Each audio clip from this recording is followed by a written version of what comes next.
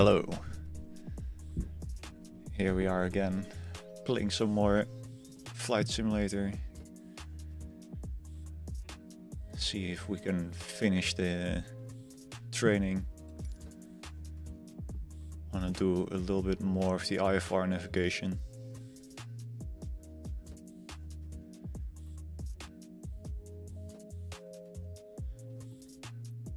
I've done most of these. VOR basics still doesn't really make sense. It slightly does, but can't say I totally understand. I think I'll just go on with this one. You should be able to hear the game volume now as well. I forgot to turn those on yesterday, I wanted to say last time. So there is desktop audio. Music and microphone, good. Get to grips with this classical method of radio navigation by following a simple needle driven by the automatic direction finder, ADF.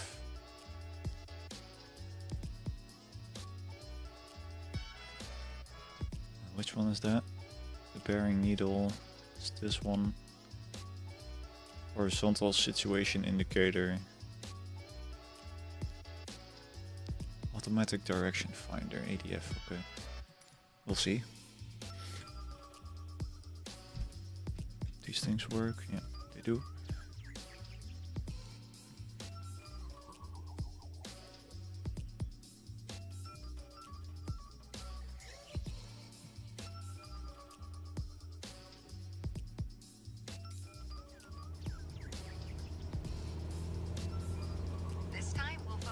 Non-directional beacons, or NDB.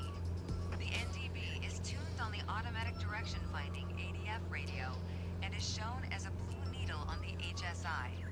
As Sumberg NDB is tuned, the needle is pointing straight towards it, which is to our right. Maintain 4,000 feet and heading 180 and watch what the needle does. Try to maintain 4,000 feet altitude. 4,000 feet altitude. 180 degrees.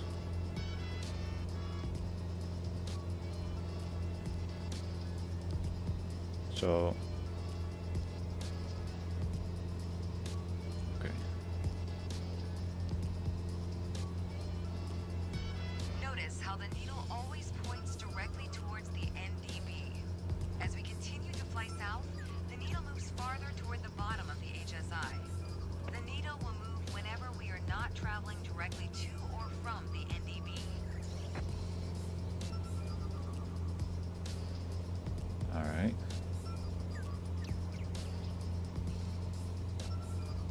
Make a turn to the right, towards the NDB needle.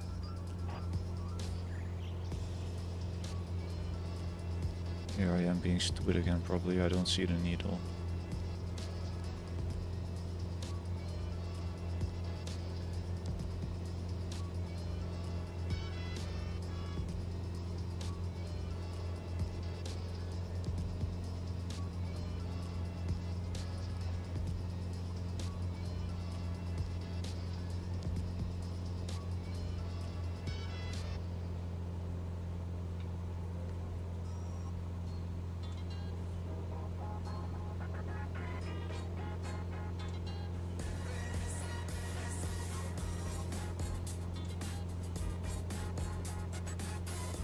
Which needle? Now What? follow the blue NDB needle all the way to the beacon.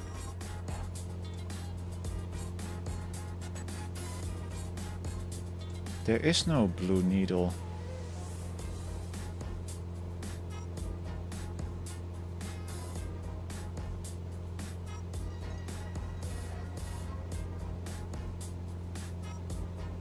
Or am I being stupid?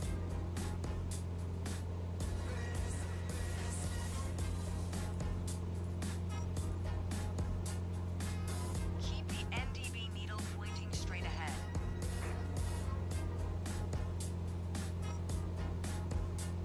We're getting close. An NDB needle becomes more sensitive as we get nearer, but resist the urge to make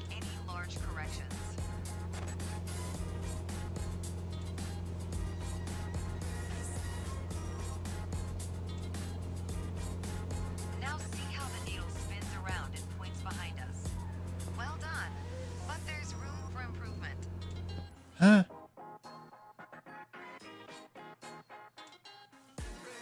I didn't see any freaking needle.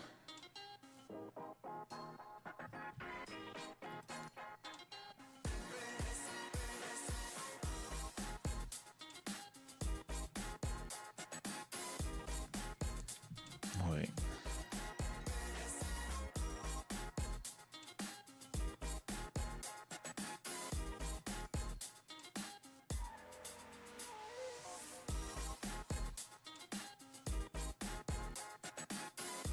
Yeah, it should be that one, but that one wasn't there.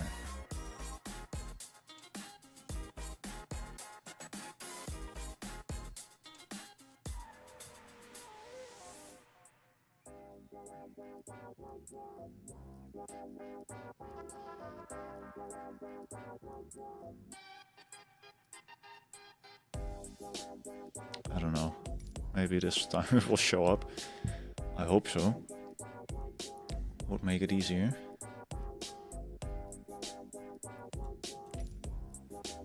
Yeah, there it is. This time we'll focus on non-directional beacons, or NDB. The NDB is tuned on the automatic direction finding ADF radio. Insane. and is shown Last as time a it didn't needle even on show the up. HSI. As Sumberg NDB is tuned, the needle is pointing straight towards it, which is to our right. Maintain 4,000 feet and heading 180, and watch what the needle does. Oh, maintain 180 degrees. Fuck.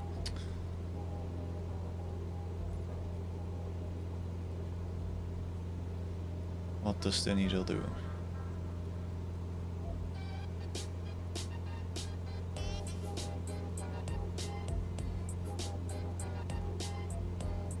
Slightly turns to the right.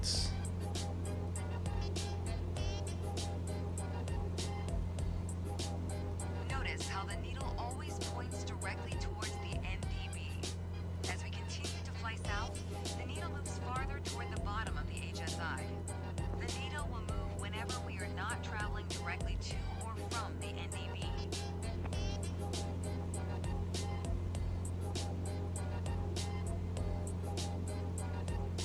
Make a turn to the right, towards the NDB needle.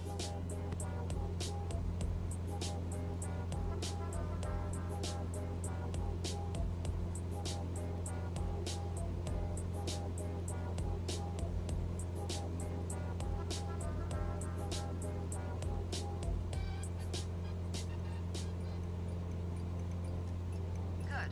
Now follow the blue NDB needle all the way to the beacon.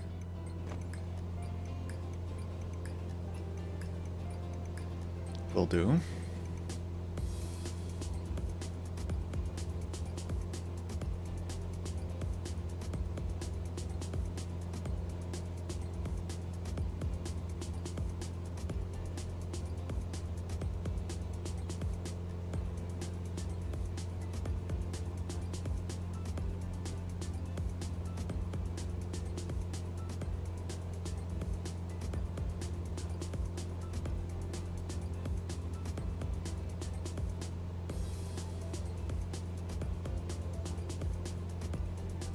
We're getting close. An NDB needle becomes more sensitive as we get nearer, but resist the urge to make any large corrections.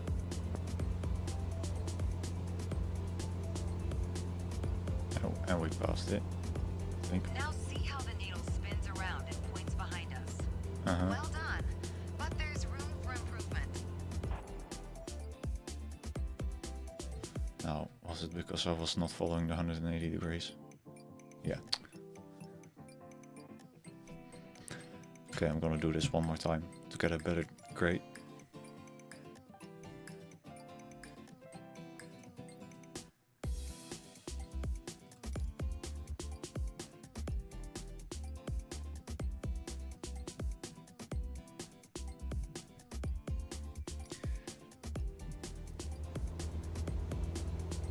This time we'll focus on non-directional beacons, or NDB. The NDB is tuned on the automatic direction finding ADF radio and is shown as a blue needle on the HSI. As Sumberg NDB is tuned, the needle is pointing straight towards it, which is to our right.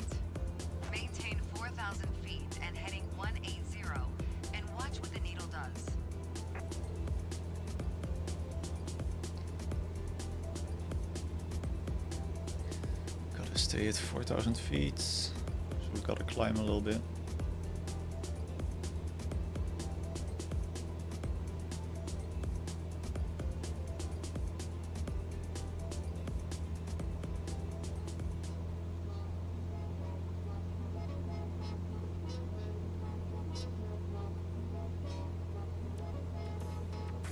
Notice how the needle always points directly towards the NDB.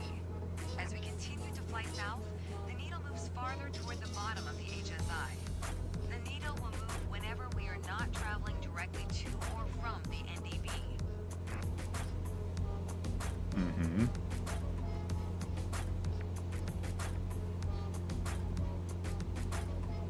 Make a turn to the right, towards the NDB needle. Alright.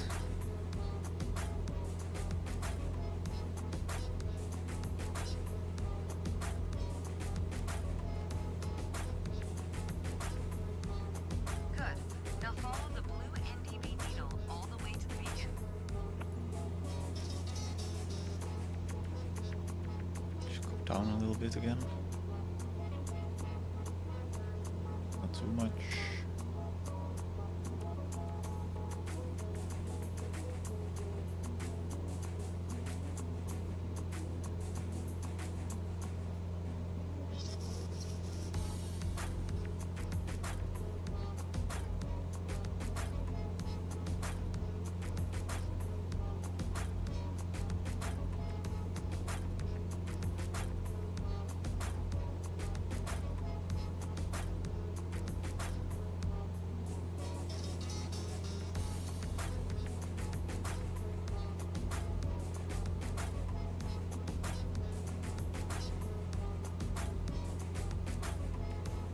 We're getting close. An NDB needle becomes more sensitive as we get nearer, but resist the urge to make any large corrections. Alright.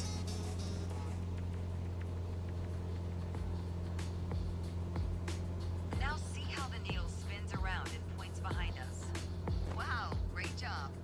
We've now taken a look at basic IFR navigation. So next we'll cover how to get us on the ground. Epic. 8.9. We'll take that.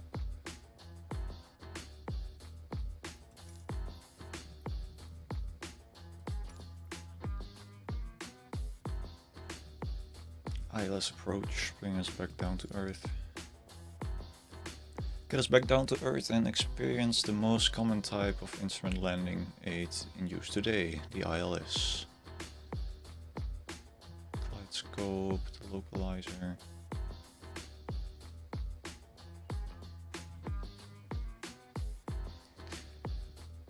Alright.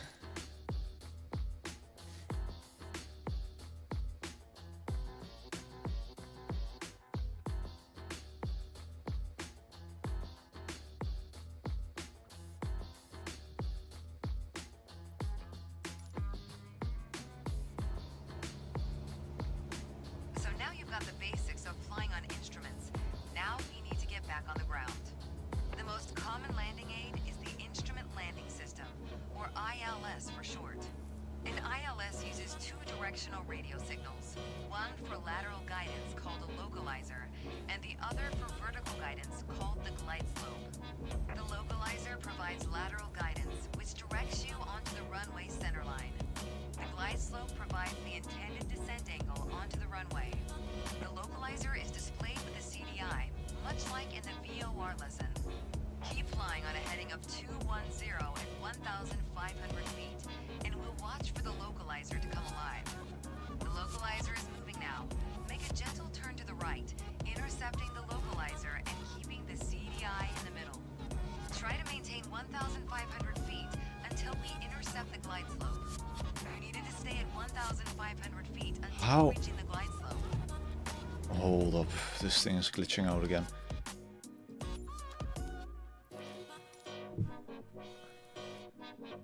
Doesn't even start at 1,500 feet.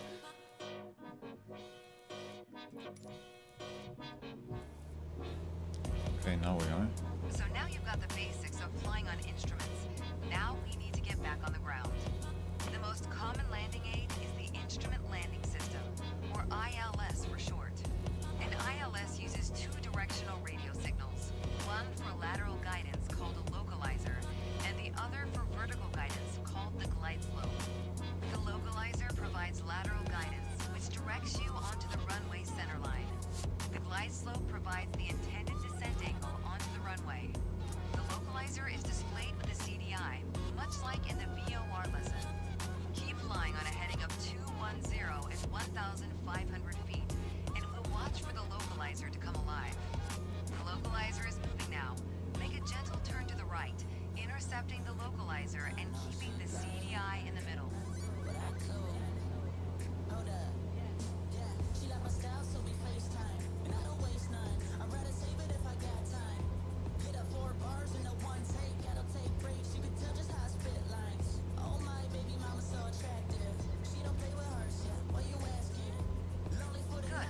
Now keep the localizer bar centered and maintain 1,500 feet.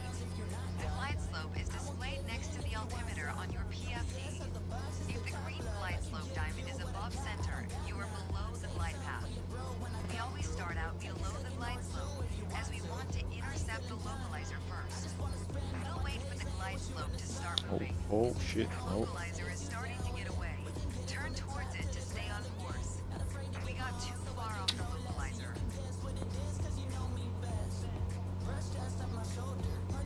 Stupid plane is doing a whole lot of stuff that it isn't supposed to do. Try to maintain 1,500 feet until we intercept the glide slope. You needed to stay at 1,500 feet. Bitch, shut up.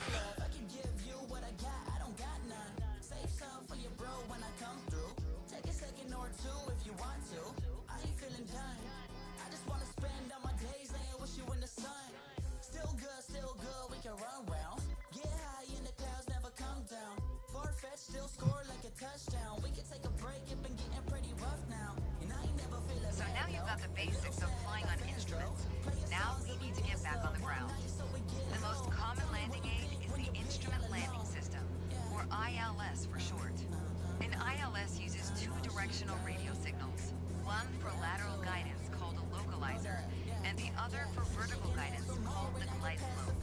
The localizer provides lateral guidance, which directs you onto the runway centerline. The glide slope provides the intended descent angle onto the runway. The localizer is displayed with a CDI, much like in the VOR lesson. Keep flying on a heading of 210 at 1,500 feet, and we'll watch for the localizer to come alive. The localizer is moving now. Make a gentle turn to the right, intercepting the localizer and keeping the CDI in the middle.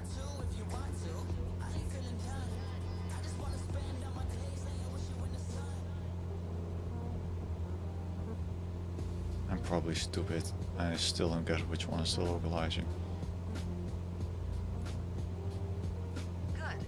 Now keep the localizer bar centered and maintain 1,500 feet. The glide slope is displayed next to the altimeter on your PFD. If the green glide slope diamond is above center, you are below the glide path.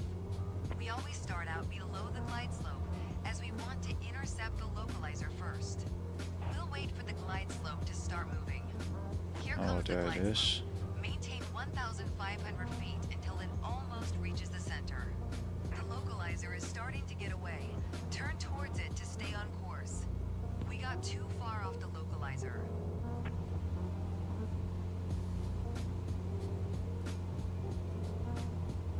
Wait,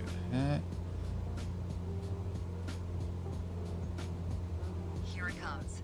Now reduce power a little and start to descend, using the VSI to aim for 500 feet per minute.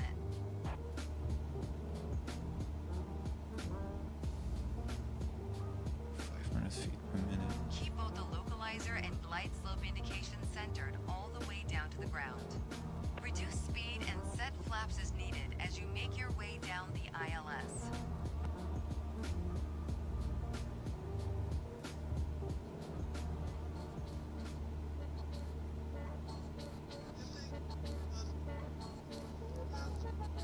Am I too low? Am I too high? The glide slope is starting to drift away from center. You didn't follow the glide slope accurately enough. No. I know.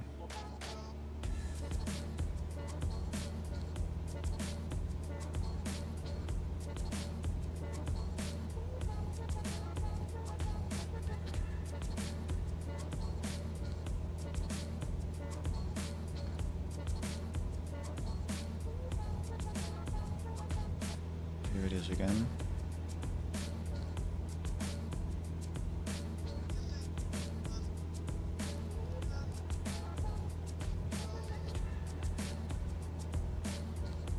Okay, now I can descend again. We're approaching the runway. This approach has an offset, meaning that the localizer and runway aren't lined up together exactly. Focus on following the ILS for now. We'll transition to a visual landing once we're closer to touchdown. Make only small corrections and remember that each will be more critical as we approach touchdown.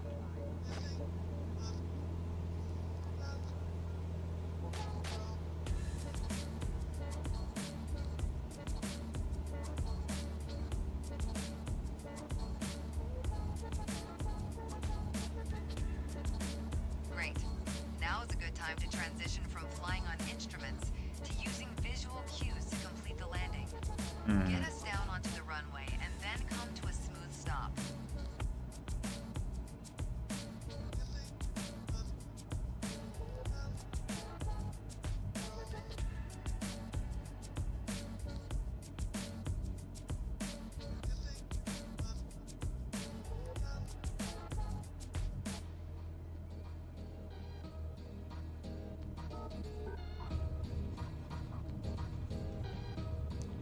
Hope it was smooth enough for you.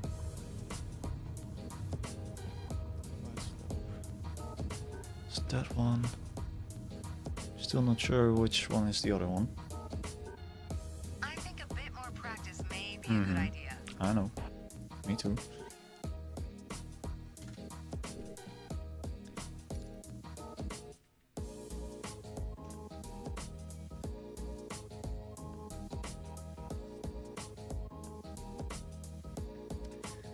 Let's retry. That's the glide slope and the localizer.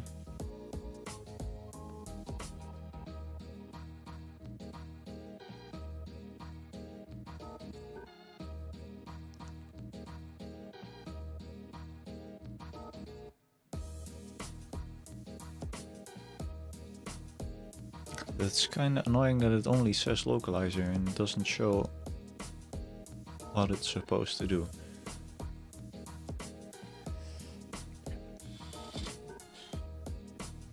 Let's listen again to what she said.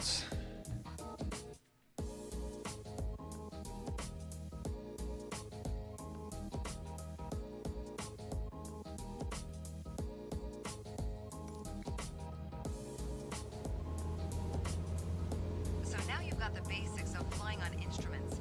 Now we need to get back on the ground.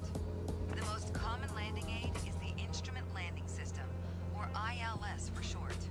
An ILS uses two directional radio signals, one for lateral guidance called a localizer, and the other for vertical guidance called the glide slope.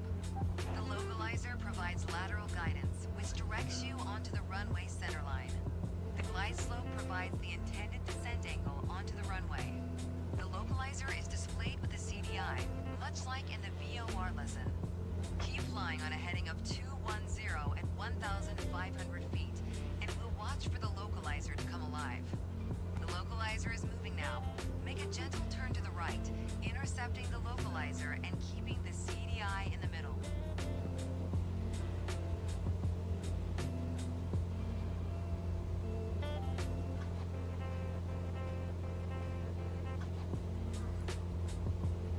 Good. Now keep the localizer bar centered and maintain 1,500 feet. The glide slope is displayed next to the altimeter on your PFD.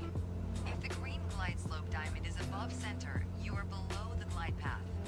We always start out below the glide slope as we want to intercept the localizer first. We'll wait for the glide slope to start moving. The localizer is starting to get away. Turn towards it to stay on course. We got too far off the localizer. Here comes the glide slope.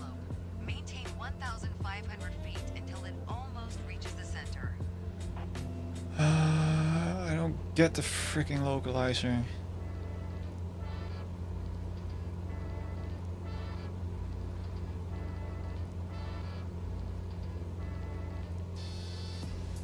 Here it comes. Now reduce power a little and start to descend, using the VSI to aim for 500 feet per minute.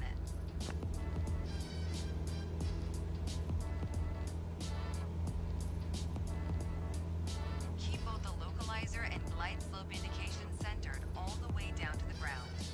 Reduce speed and set flaps as needed as you make your way down the ILS.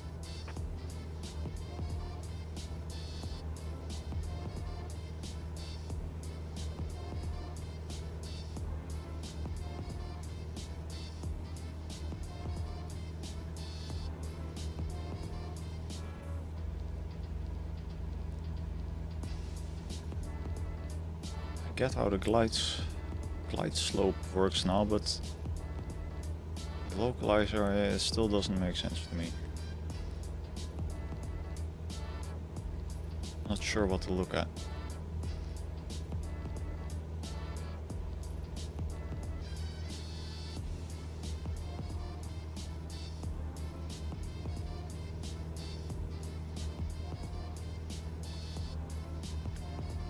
So we'll just follow the glide slope again and then do a beautiful We're landing. approaching the runway. This approach has an offset, meaning that the localizer and runway aren't lined up together exactly. Focus on following the ILS for now. We'll transition to a visual landing once we're closer to touchdown. Make only small corrections and remember that each will be more critical as we approach touchdown. Mm-hmm.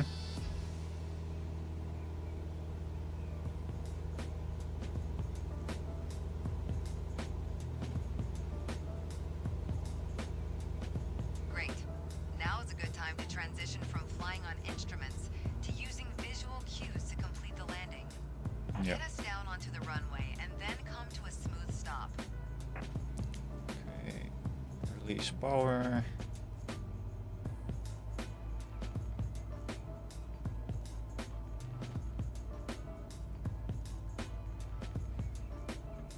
Get some flaps in.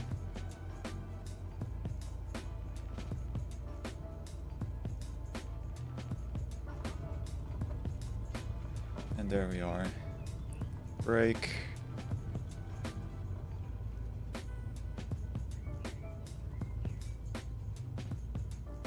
Beautiful landing.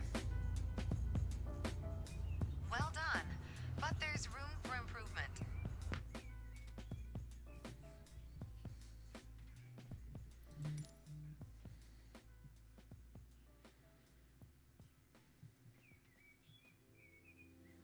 Intercept and fly the ILS approach. Gonna try it again.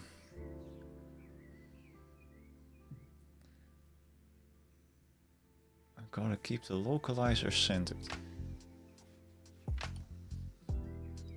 And that's that thing.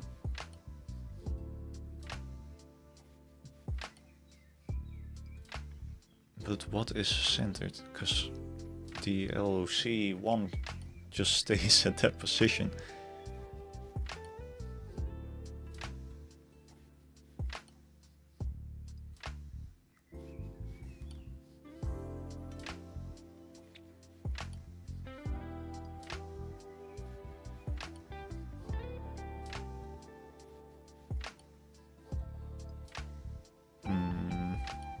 I'll just look at it again and see what happens.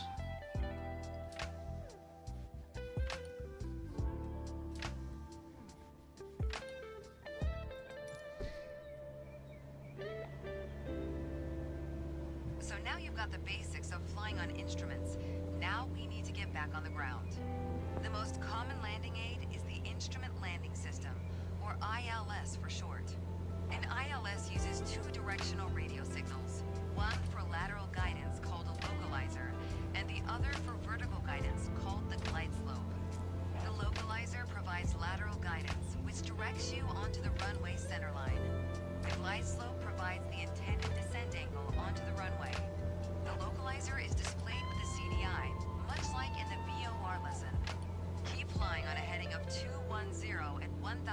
500 feet, and we'll watch for the localizer to come alive. The localizer is moving now.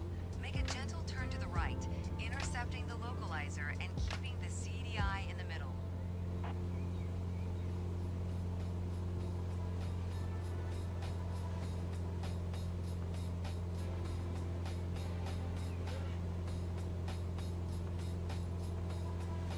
Good. Now keep the localizer bar centered and maintain 1,500 feet. The glide slope is displayed next to the altimeter on your PFD.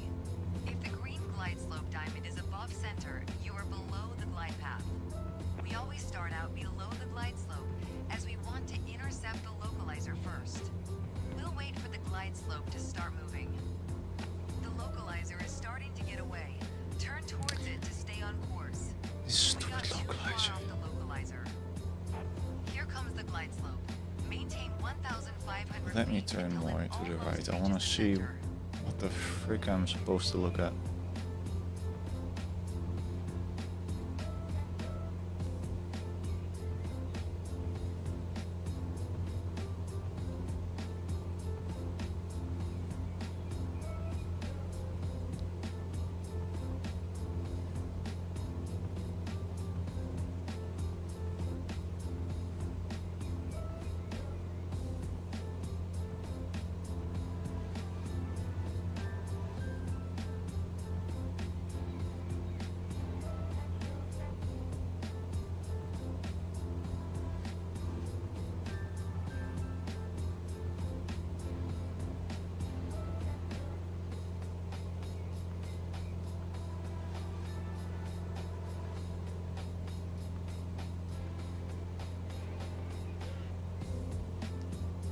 Try to maintain 1,500 feet until we intercept the glide slope. You needed to stay at 1,500 feet until reaching the glide slope. Yeah, screw you. The localizer is starting to get away. Turn towards it to stay on course. We got too far off the localizer. Here it comes. Now reduce power a I little. got and too start far the from the descent. localizer. Where the fuck does the PSI localizer want me to go then? 500.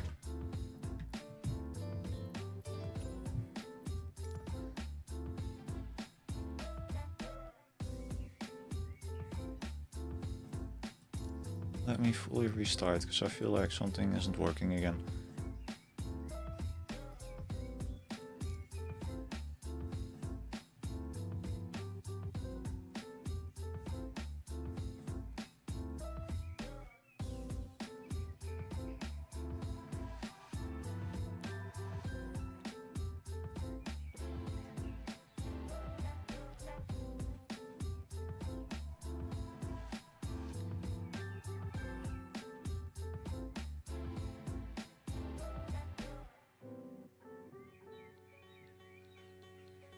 This localizer only says LOC1.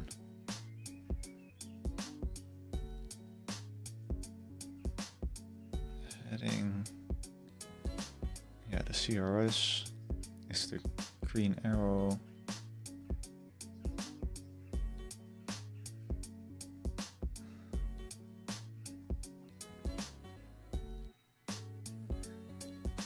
Isn't there just a theoretical thing that I can read that explains it? Would be much easier.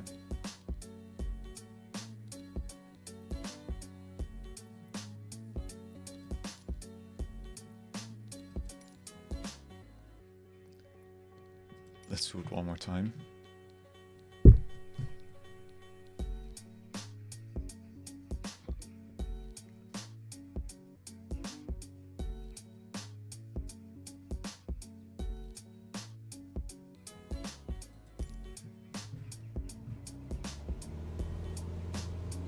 So now you've got the basics of flying on instruments. Now we need to get back on the ground. The most common landing aid is the Instrument Landing System, or ILS for short.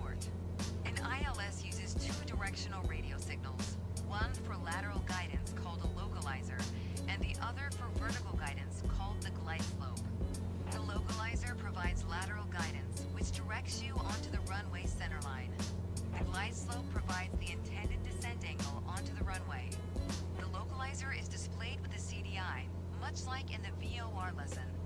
Keep flying on a heading of 210 at 1,500 feet, and we'll watch for the localizer to come alive. The localizer is moving now. Make a gentle turn to the right, intercepting the localizer and keeping the CDI in the middle.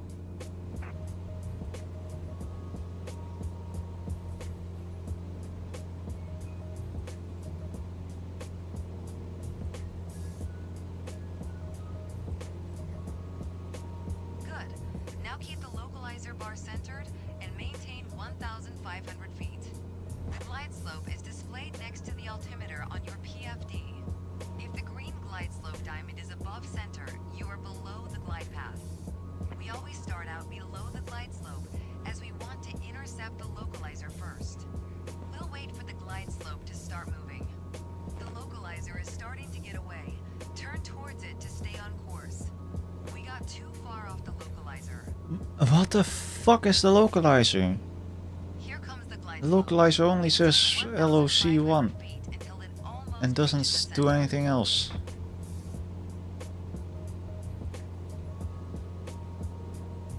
It stays at the same position no matter where I go.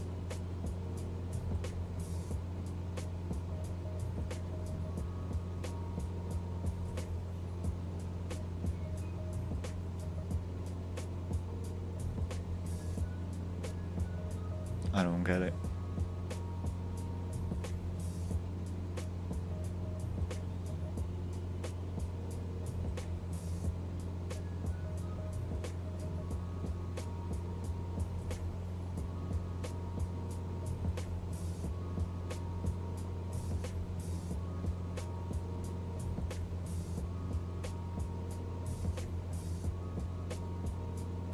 You were banking far too much. I don't care. Reduce your bank angle.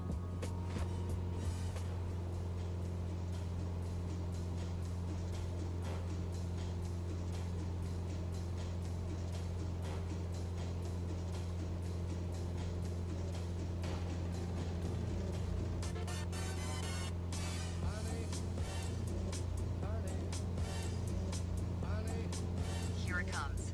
Now reduce power a little and start to descend, using the VSI to aim for 500 feet per minute.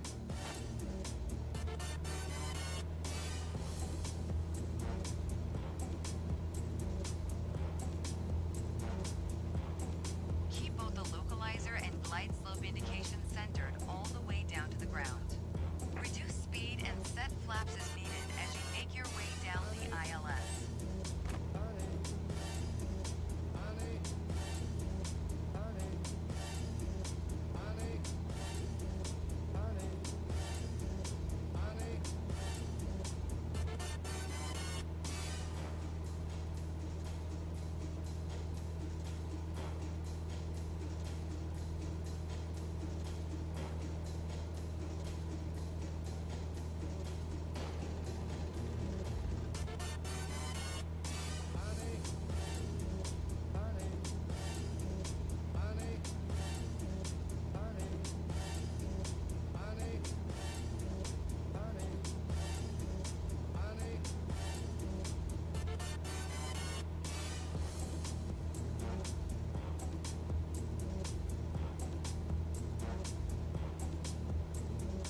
We're approaching the runway.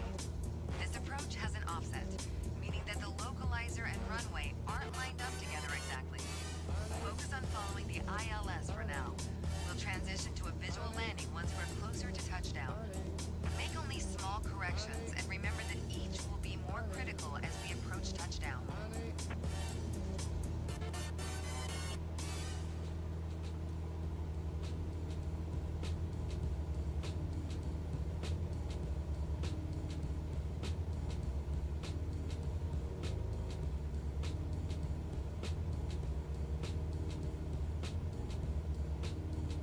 Great. Now is a good time to transition from flying on instruments to using visual cues to complete the landing. Get us down onto the runway and then come to a smooth stop.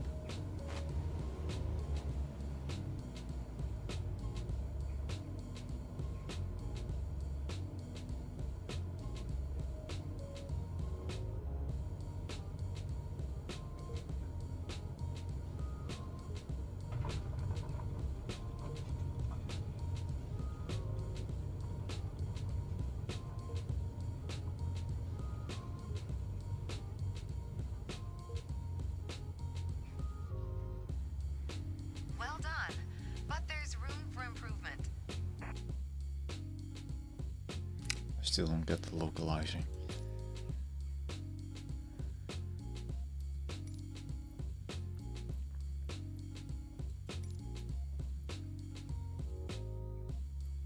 Let's do the test, I guess.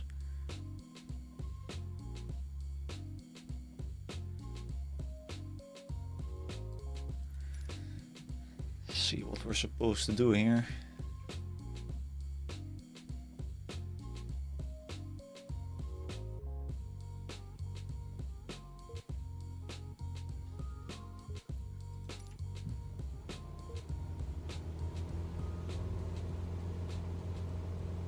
Alright, it's time to put what you've learned into practice. We're at 5,000 feet following a GPS route towards Sunberg. I'll ask you to perform some handling tasks to test your IFR flying skills.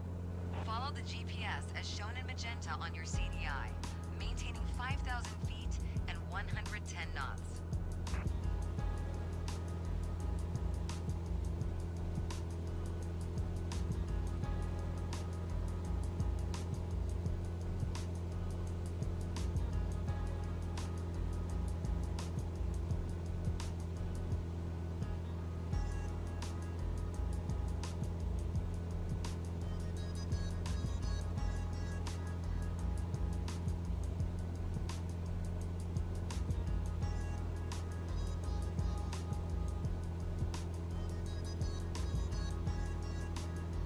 Okay, still maintaining the GPS course.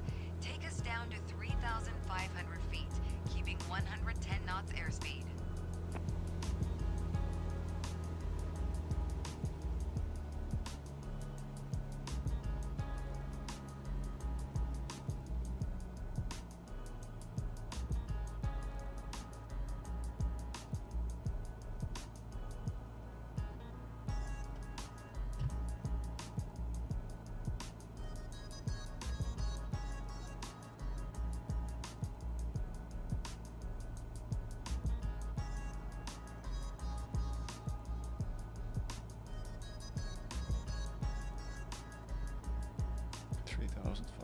Feet.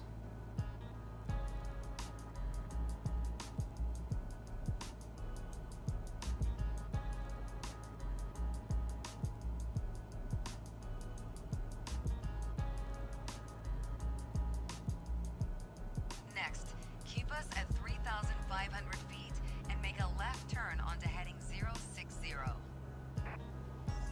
060.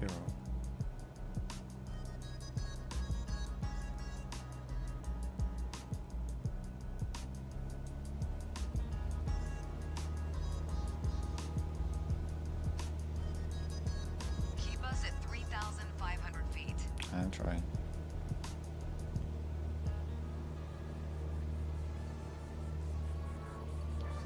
Zero 60. All right, let's throw some other things your way. Right. Watch your speed. We want 110 knots. Okay. Please bring the speed back to 70 knots. Oh, bruh. Know what you want.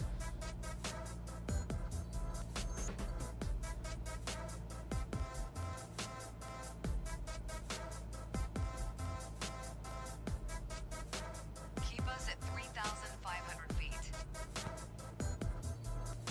You didn't hold your altitude accurately enough.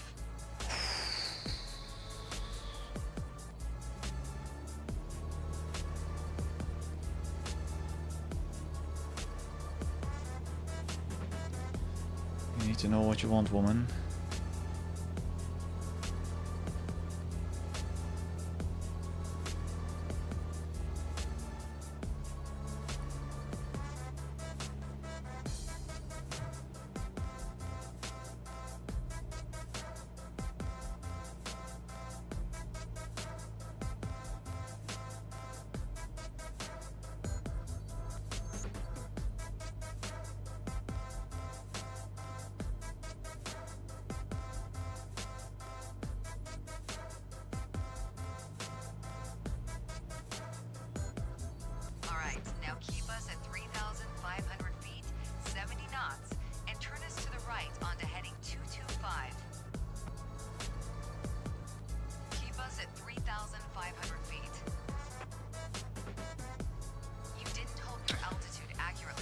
Give me a second.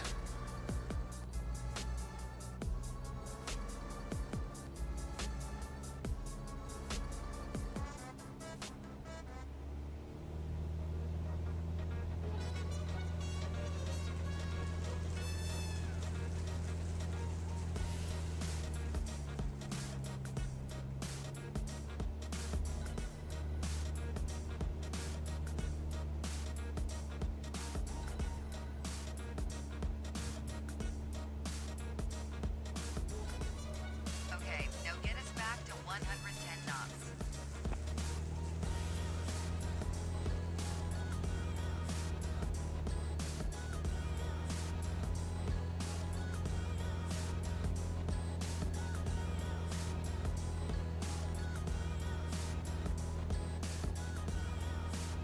Oh, we're going too low again.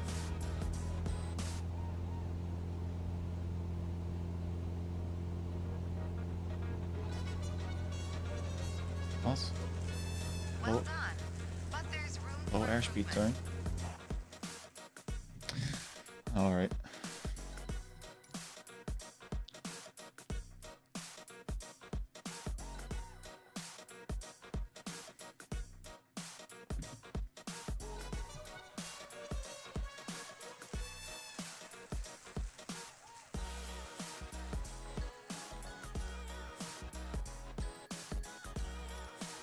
What's the final one, right? Yeah.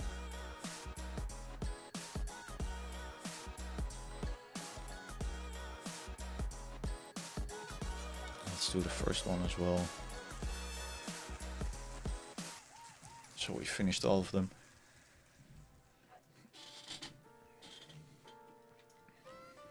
And she can be totally happy, even though she probably won't be.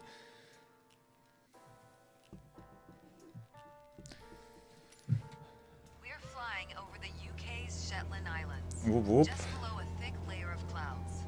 Up until now, you've been able to look outside to judge the aircraft's attitude and location. What happens when you lose that outside view? That takes us into the world of instrument flight. When you can't use the horizon for reference due to clouds, darkness, or other hindrances to visibility, you'll need to rely on your airplane's instruments. When flying on instruments alone, you'll need to rely on your attitude indicator to see your pitch and roll information. Modern cockpits like this combine several instruments into one electronic display called a primary flight display, or PFD. Stay on heading 270, set full power, and climb up to 4,500 feet. Watch your speed. You need to work on your speed control. What?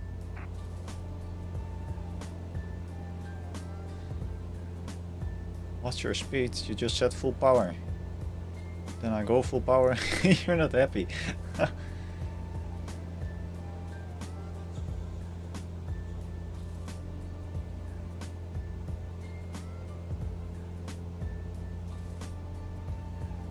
We're climbing up into the cloud layer. Notice how you're starting to lose your outside view. Instead of looking out the canopy, focus your attention on the cockpit instruments. You can maintain wings level using the attitude indicator. Continue climbing to 4,500 feet. Will take a while with the insane speed of this plane. She's probably gonna complain that it takes too long. Even though the plane is gonna stall if I go on a higher pitch.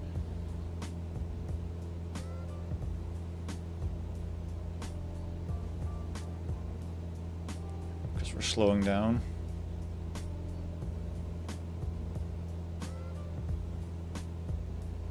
Using the vertical speed indicator and the altimeter, level off at 4,500 feet while continuing to maintain a heading of 270. Now fly straight and level at 4,500 feet, getting used to not having an outside horizon for reference.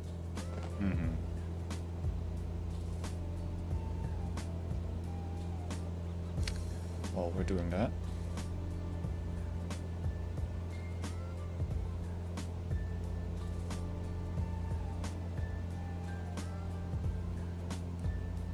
Easy peasy lemon squeezy.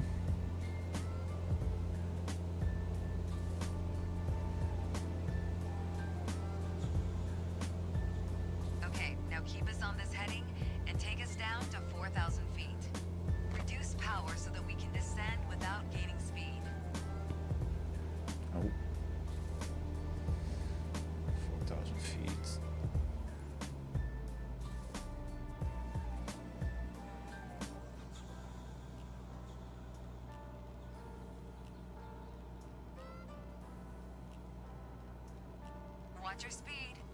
Great. Increase power again for cruise and keep us at 4,000 feet. You need to work on your speed control. I need to work on my speed control. It didn't freaking change even a little. Watch your speed.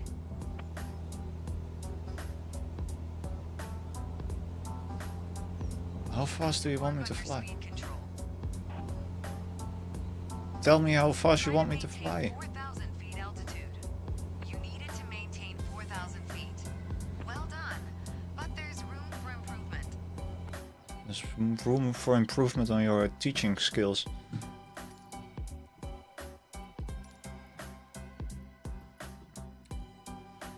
Well, good enough.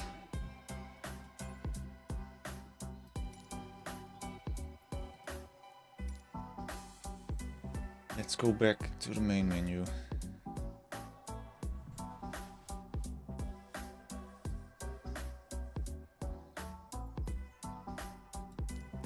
Let's check out some activities. Saw this yesterday, which looks pretty cool. Some nice airplanes.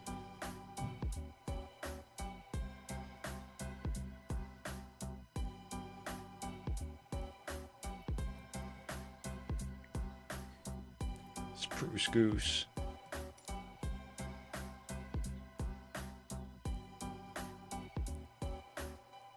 I don't know how to fly water planes yet, so that one will be for later. I want to fly this one though. Oh shit. And that's not installed.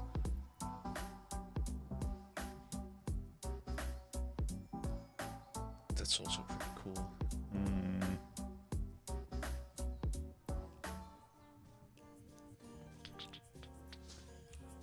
Charles Lindbergh.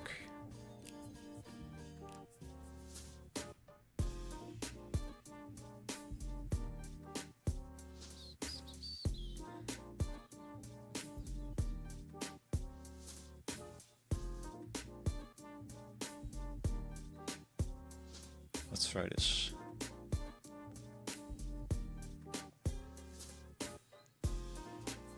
Is this just a landing?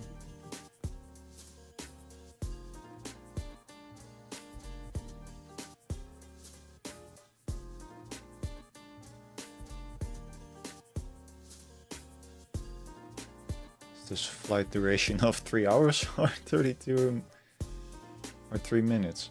It's probably 3 hours.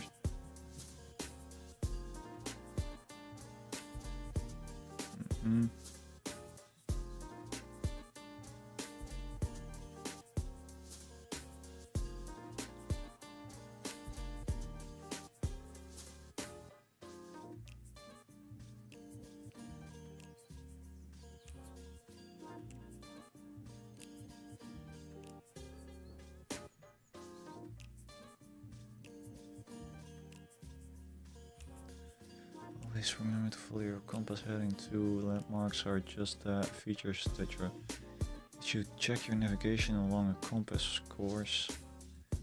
If you find Philadelphia, you'll continue on your New York onto New York in the next flight. I don't know. I think they will tell me where to go, probably.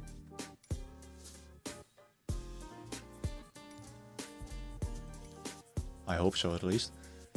We'll find out. It's quite just a straight flight. And I hope it doesn't actually take 3 hours.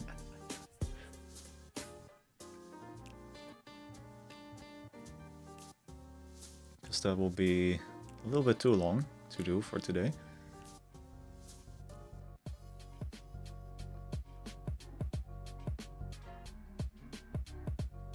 It's a really beautiful airplane though.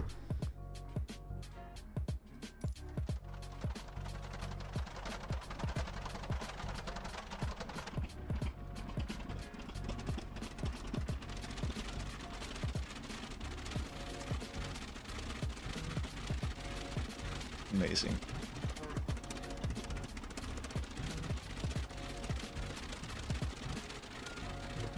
Gotta take some screenshots.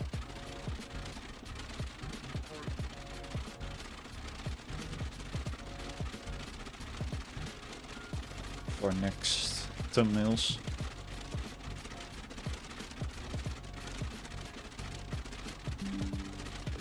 Right.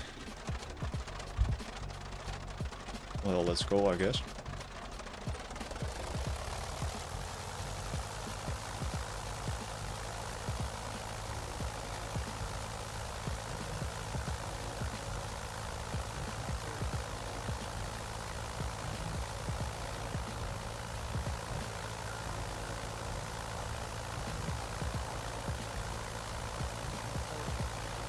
And we're up.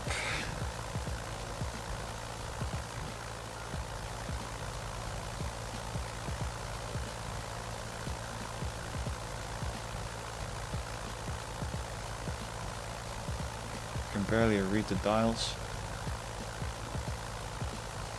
But hey, who cares about those, right? Take off and turn into a heading of 058 degrees, maintaining this heading for the remainder of the flight, correcting for wind. If this necessary, follow the Yangtze River northeast. Continue up the river, then cross over to the Delaware River. Follow this up to your first landing.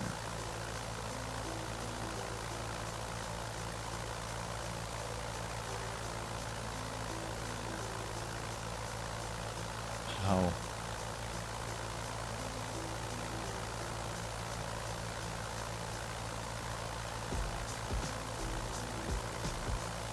Compass. Oh, there it is. 58 degrees.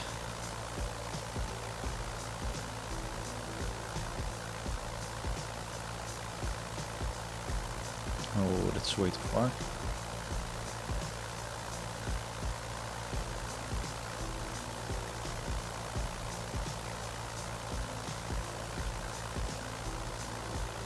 How am I even supposed to read that?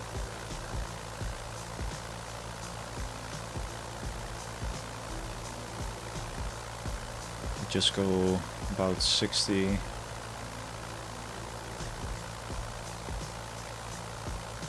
But something like this.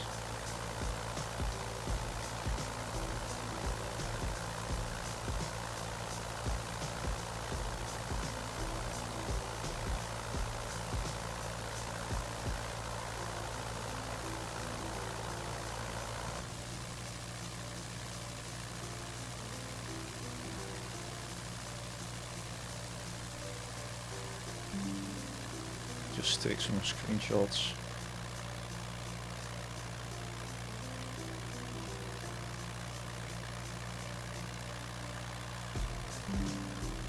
Amazing.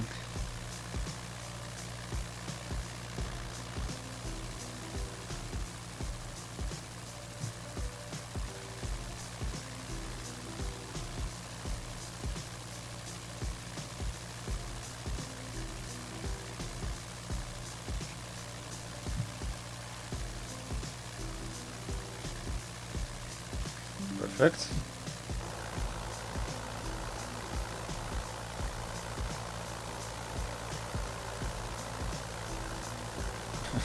Fully, of course. Oh shit. What did I press? Oh shit.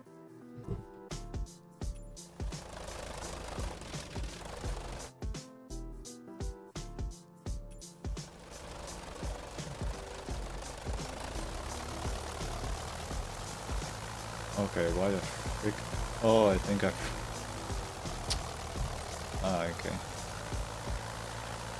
I touched I touched the throttle on the hand lever.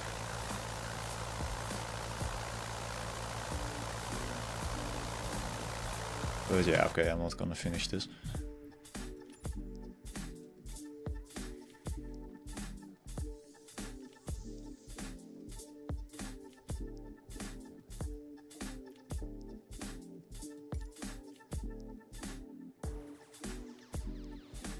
See these landing challenges.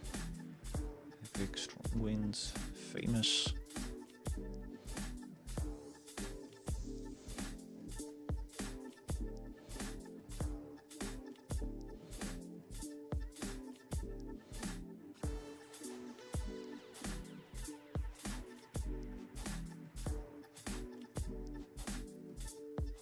let's try this one.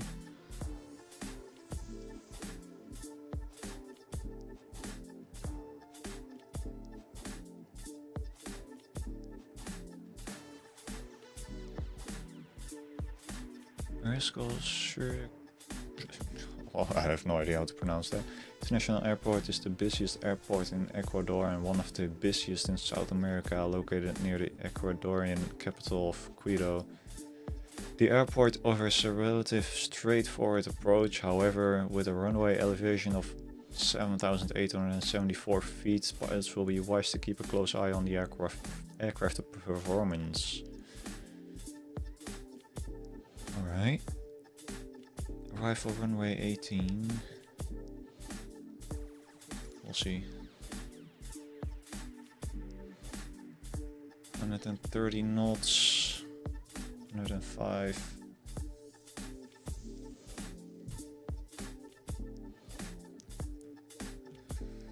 Let's see if we can do this the right way. First try. I've never used this plane before, so it's gonna be a challenge as well.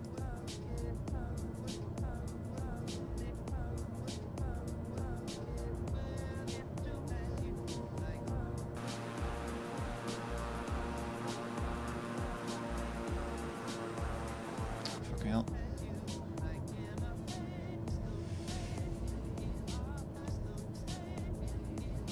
Let's get back to 130, if you can even do that. No, because we're already way too high. And if you want to descend, we're just gaining speed.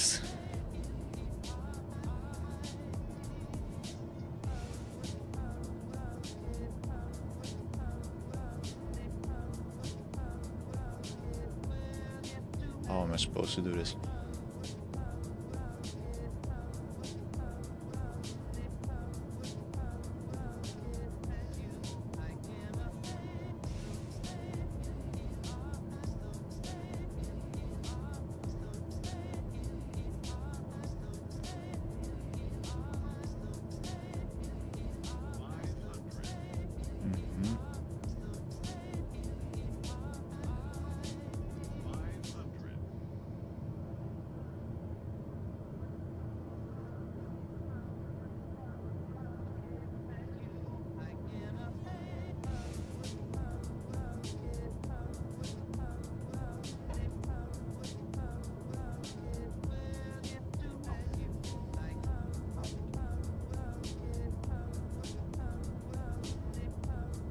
That wasn't too bad.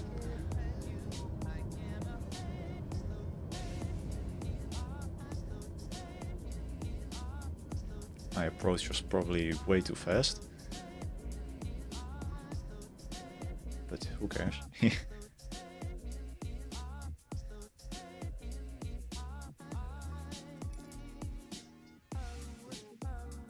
Landing precision.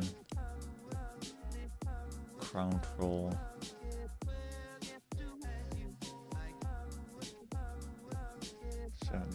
8 feet, is that good? Does it need to be more or less? Landing smoothness is pretty high. Let's try that one again.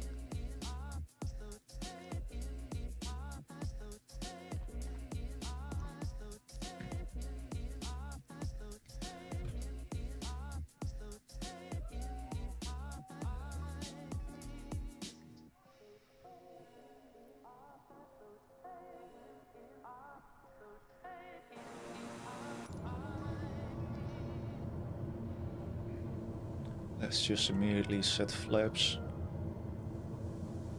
so we can decelerate.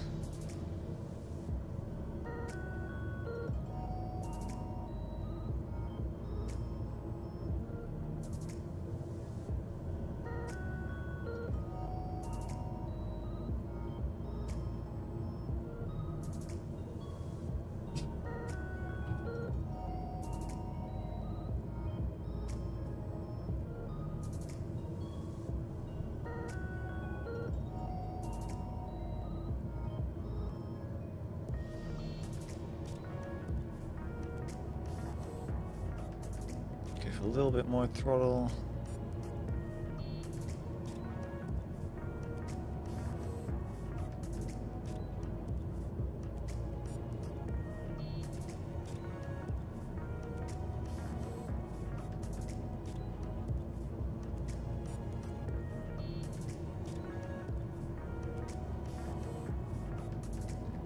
going nice and smooth.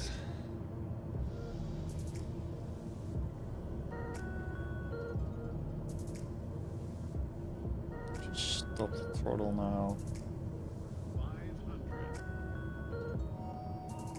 Oh, just a little bit more.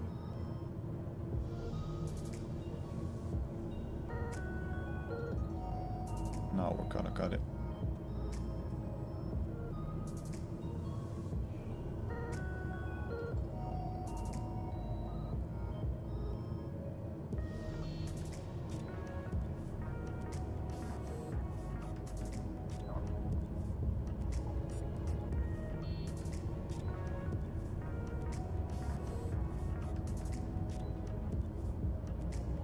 Wasn't bad. Totally wasn't bad.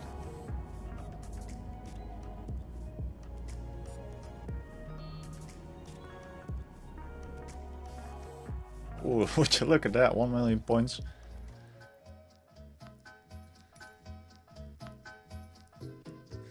Pretty nice, pretty nice.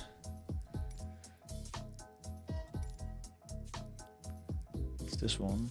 Because the number 1 is 1.9 million. Okay, I'm not gonna hit that, but 1 million points, it's not bad. For someone like me.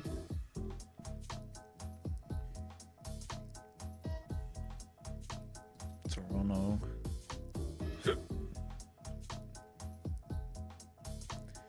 Bailey Bishop Toronto City Airport is a regional facility serving the financial and tourist districts of Toronto, the provincial capital of Ontario, Canada. Well, there is no trick to landing at TBM 9:30 on a runway or on runway 26. A magnificent approach past the city's downtown corridor and over Toronto Harbor allows pilots to practice and perfect the landing skills. Right.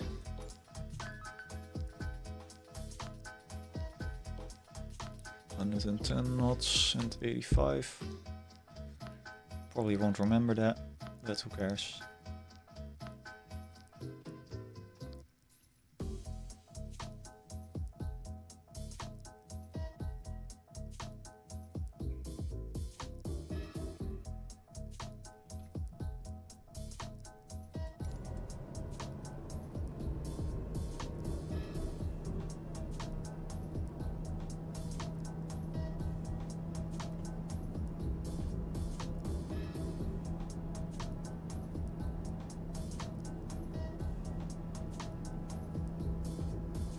Where the heck was it again?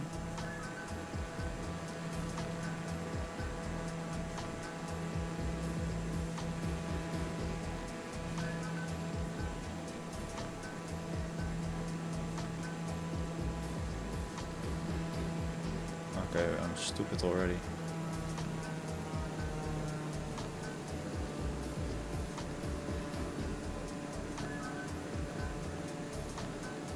Hold up, let me restart this.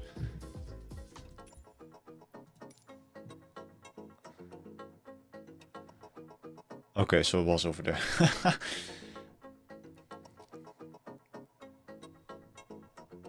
Okay, it's that.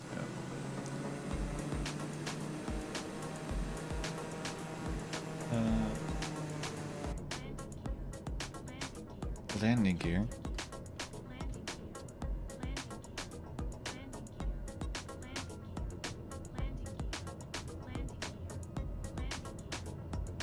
What? I was about to say landing gear should be going out, right? 110 knots.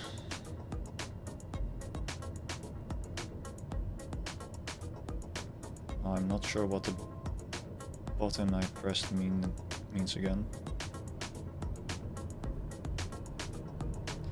I don't know if I'm going the right way. I should be.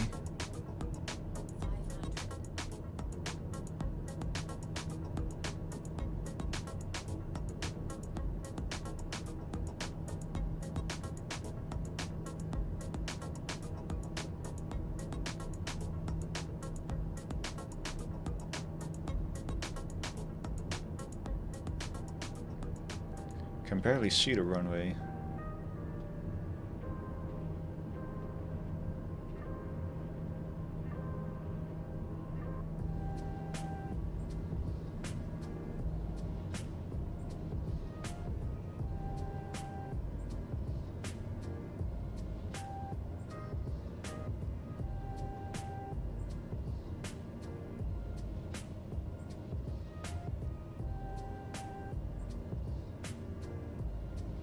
Okay, I'm way too low. I need more power.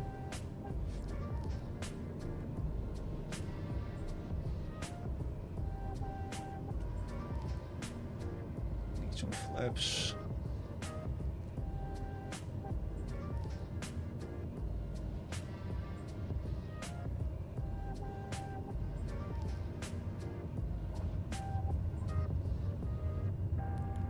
Okay, that was really risky, really tricky.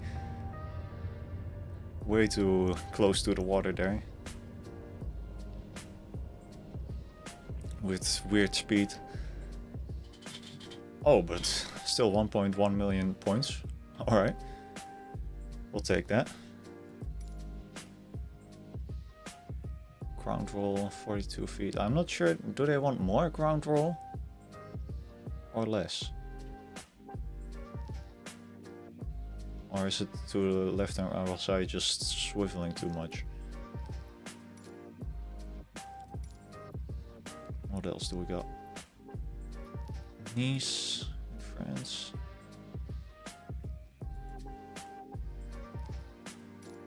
Let's try that one.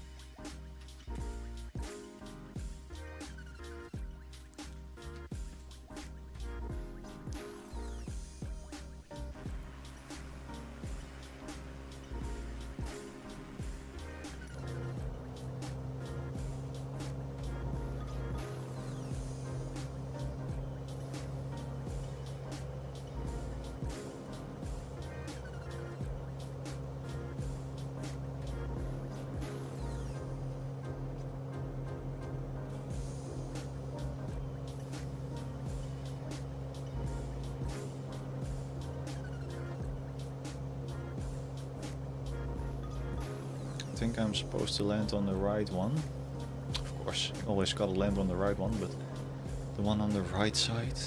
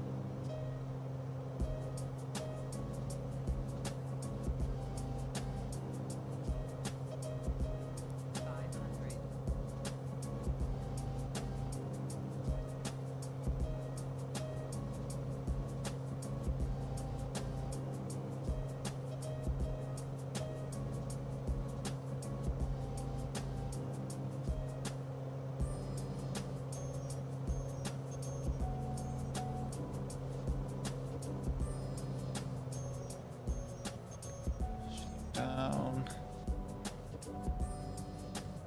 Use a little bit of flaps.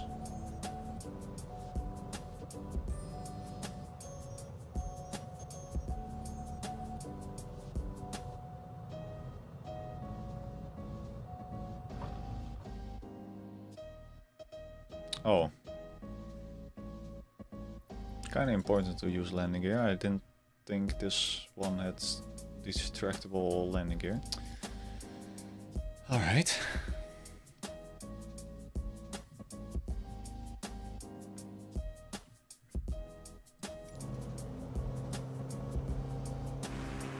Now I'm just not sure. That one is the button, right? Yeah.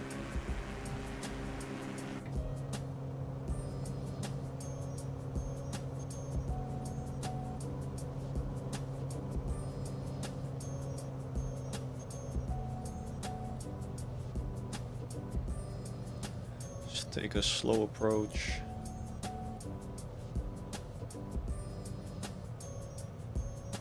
Not too slow. Stay around 500 feet altitude.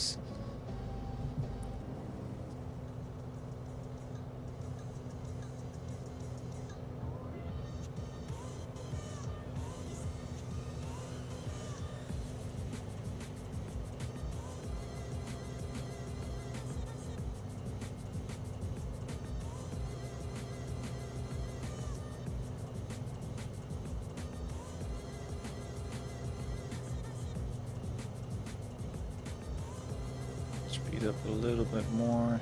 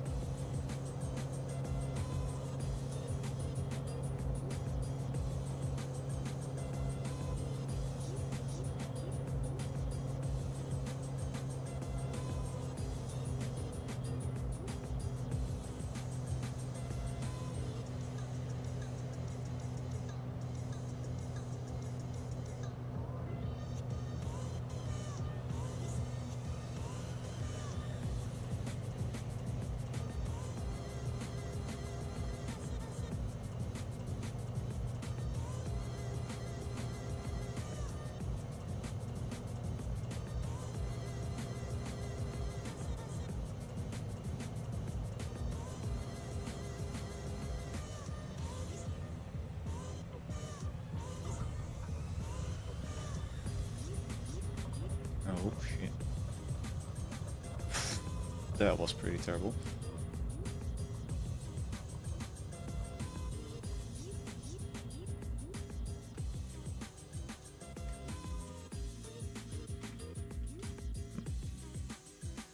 What was the worst? Ground roll 80 feet, yeah. Landing smoothness 190, damn. I want to try that one again.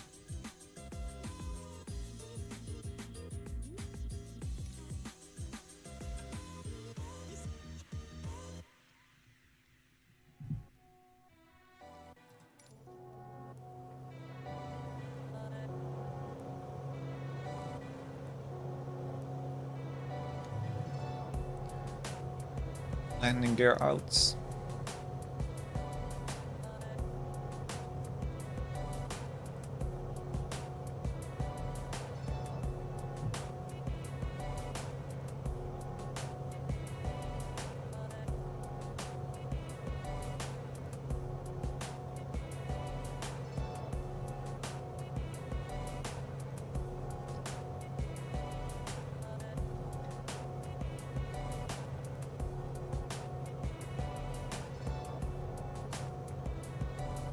See if we can keep our plane straight on the runway when we land.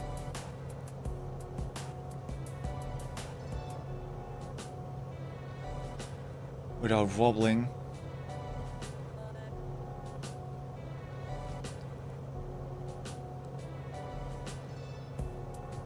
And have the same smooth touchdown.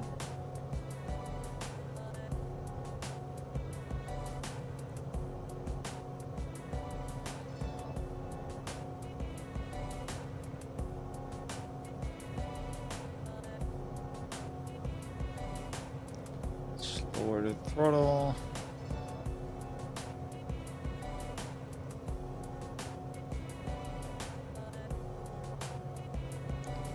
Too far on the left side again.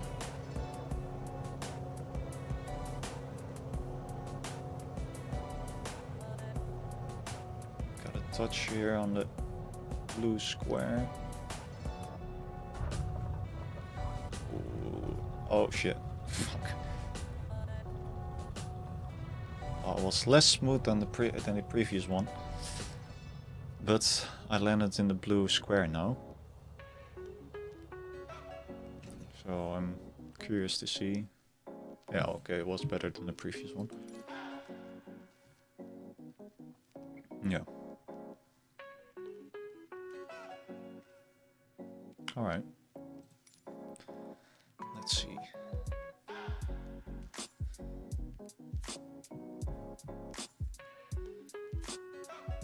Let's try this one.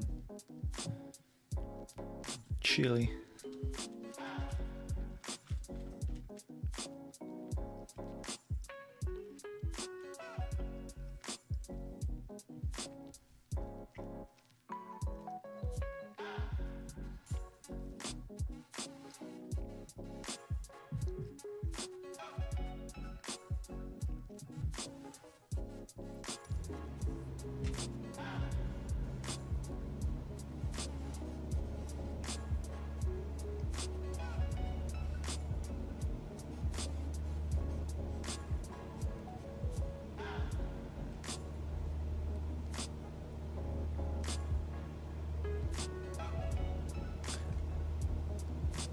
guys over there.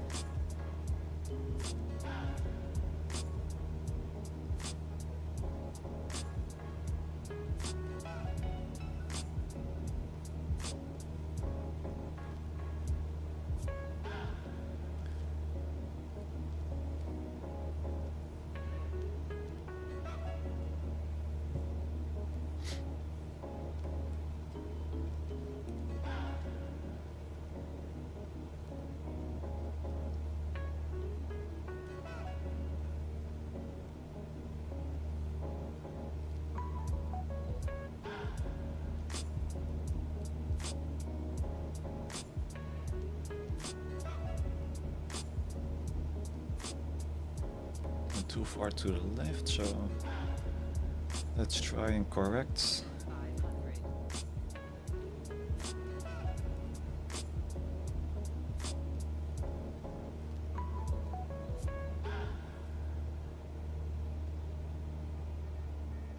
Just lower the throttle.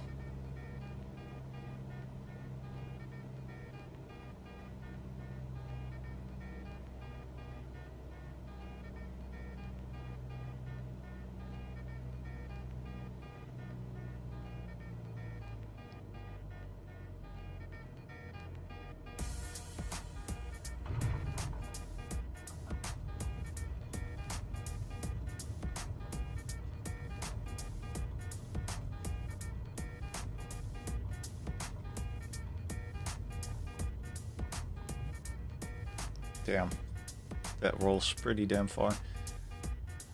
Was probably flying way too quick, way too fast on the touchdown. Oh, 1.1, not bad. Landing precision, ground roll 7 feet. Yeah, that was really nice. Landing smoothness wasn't the best. Not bad. I want to try this one though. I've never flown a jet, but we will find out what it's like, I guess, in the snow.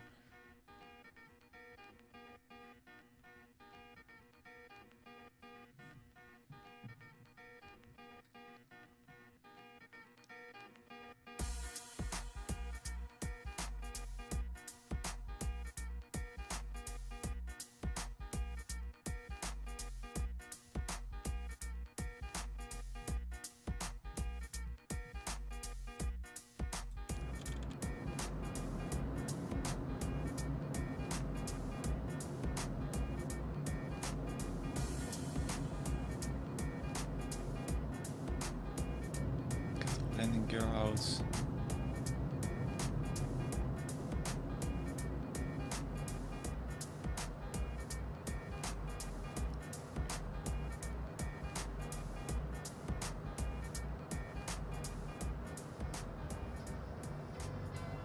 Really interested to see what this is gonna be like.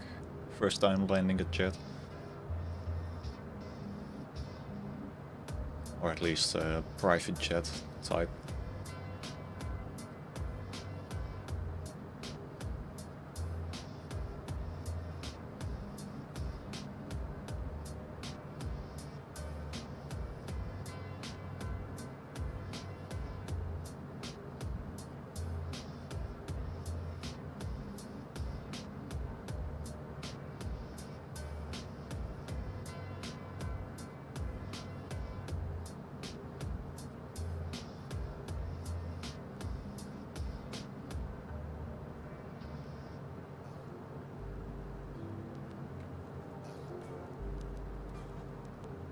Okay.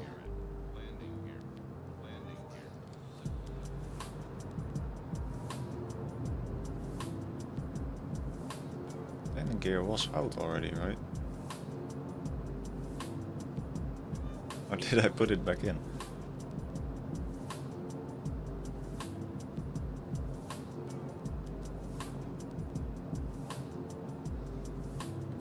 Put little flaps down. Oh, okay, I went off way too far over the square.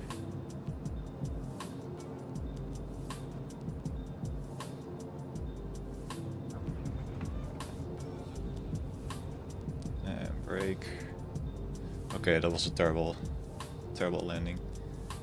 Oh well, not terrible, but I didn't land in the square. Which I'm supposed to do.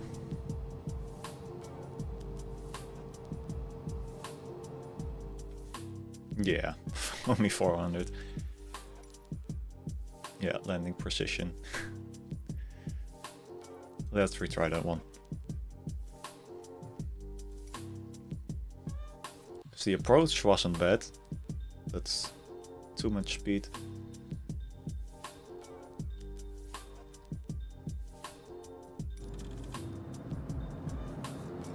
The landing gear's already out? Yeah, okay. So I put it back in.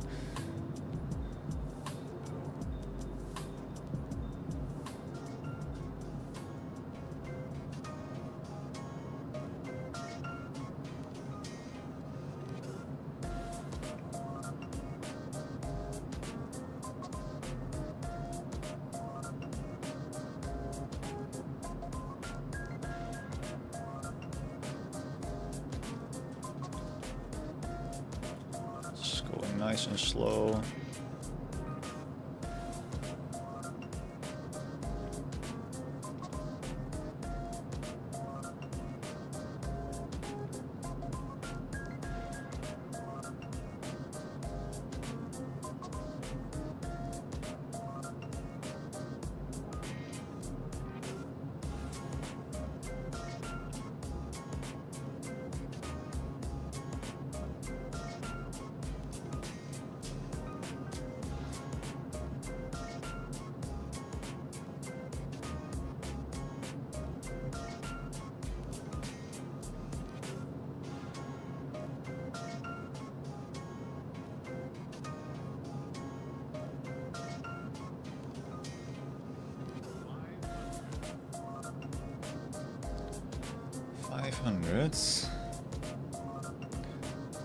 Put down some flaps. So we're slowing down.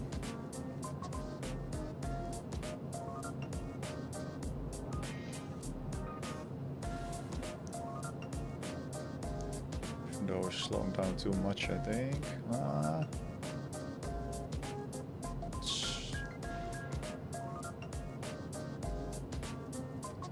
Let's raise up the flaps again. Yeah, oh god.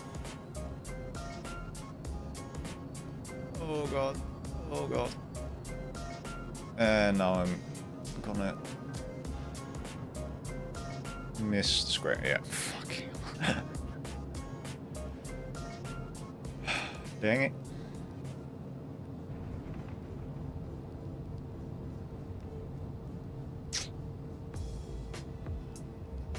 That was terrible. I was going way too slow at the end, so I couldn't even reach the lane. And I had to give some more throttle. But that made me overspeed again. But somehow it was still better than the previous one.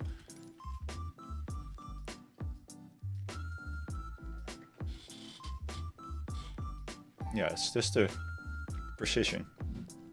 If I have better precision, then I would have a much better points.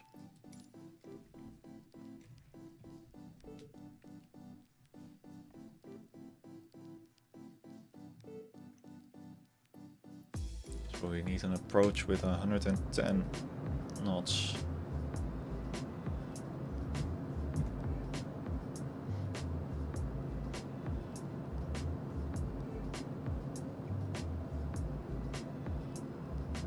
Keep flying 130 while descending.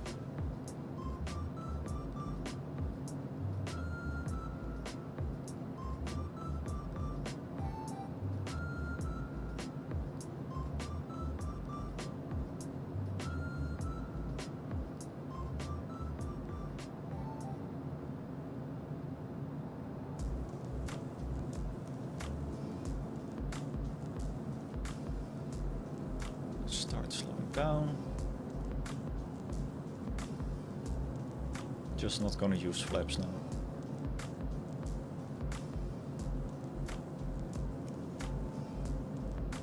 pretty straight with the runway.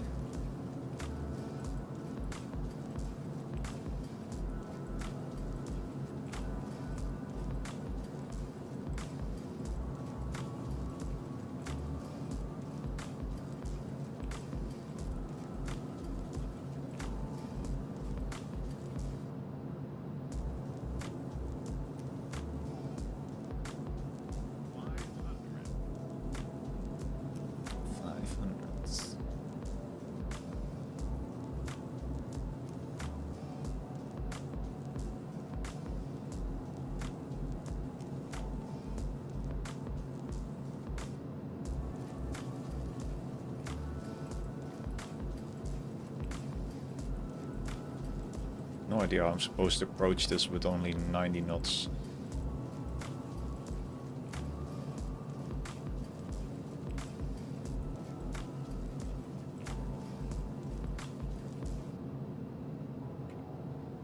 Okay, 0 power.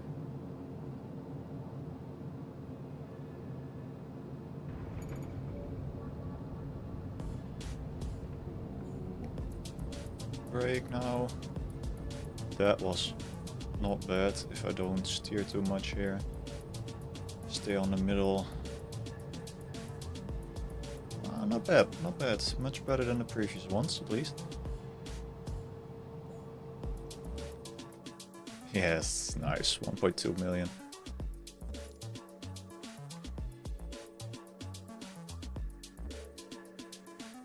Good.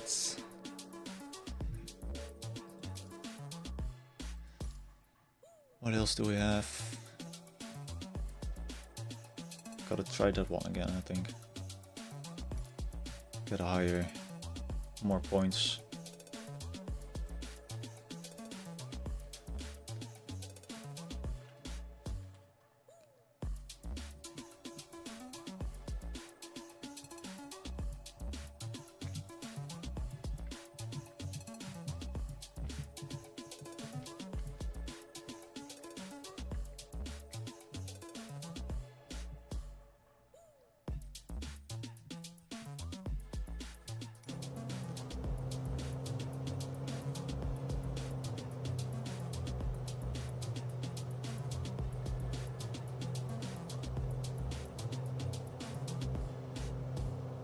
So I gotta remember to land in the blue square and stay in the middle of the runway. So I think I didn't do that last time. Get the landing gear out.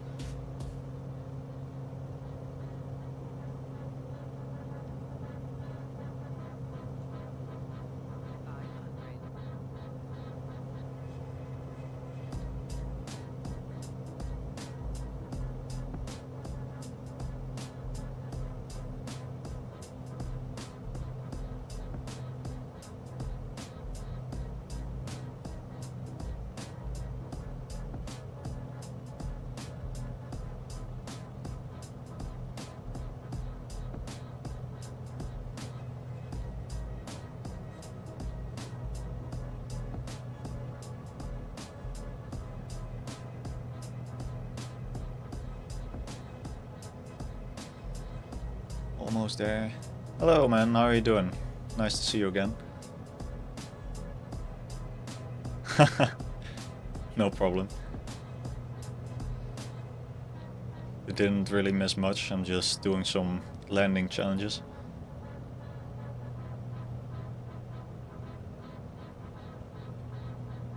Because it's always better to practice your landing than your takeoffs.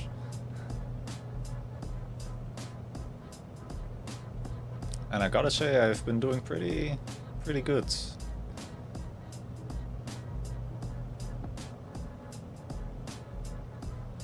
So I gotta land in the blue square and stay in the middle after that. Oh shit.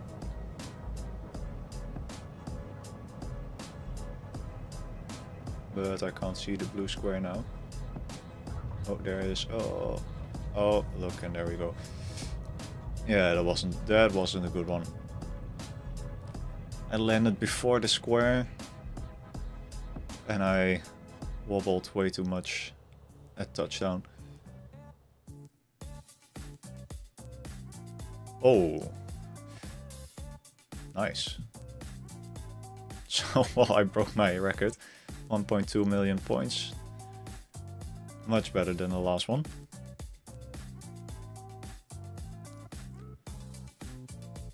Yeah, startups aren't really that hard. But yeah, I've only done the landings with the propeller planes and this private jet thingy. So I don't think I'm good enough to do it with these airliners. I can try, of course, but...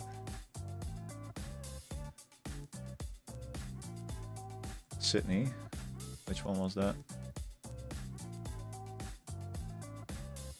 Oh, this one. Should I do Sydney or should I try New York?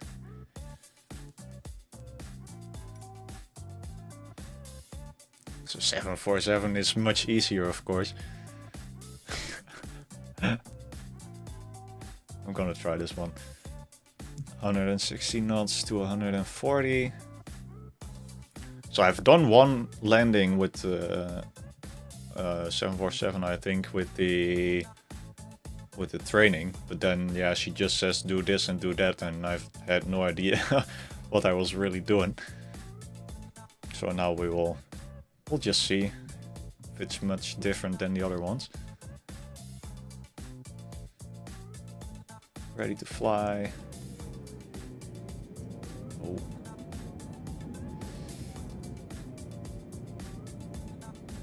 Okay. Is the landing gear out? No, it's not.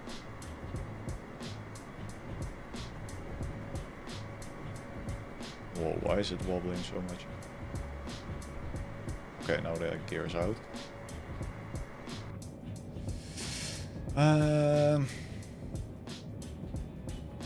Let's steer a little bit. Go lower on the throttle.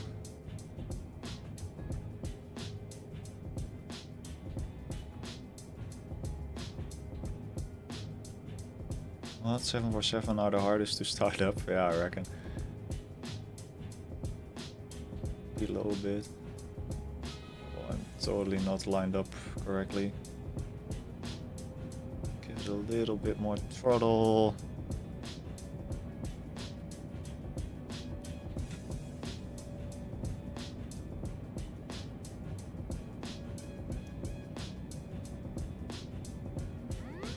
Oh, whoop whoop. That's the sound of the police. Just gonna nosedive. Get some flaps in. Oh shit. 20 degrees, flaps. Oh. Just zero throttle.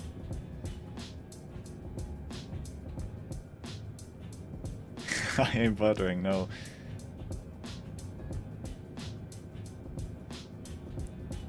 We'll just nosedive and see what happens.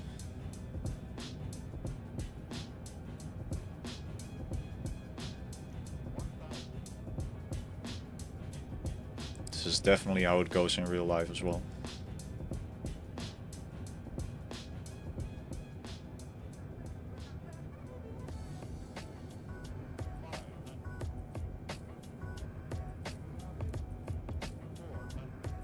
Totally not aligned anymore.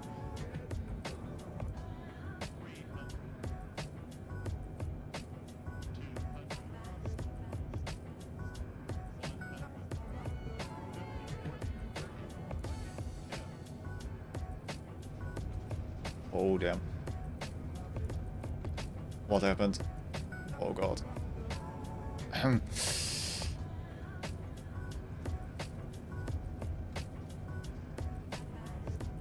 Well, I landed it. It wasn't smooth. There was Ryanair. Yeah, definitely. Ryanair even would have done better.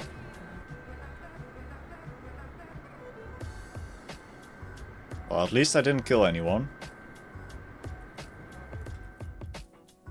Yeah, 465. Ground roll is just 0. Landing precision was pretty high somehow. Smoothness was terrible. Sky looks weird. I want to restart this, or retry this one though. Yeah, I was way too far to the right on the landing. Let's see if I can do this one again.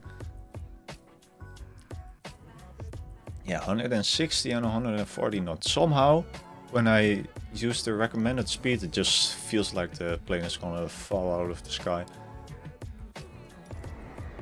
Oh. Okay, landing gear out.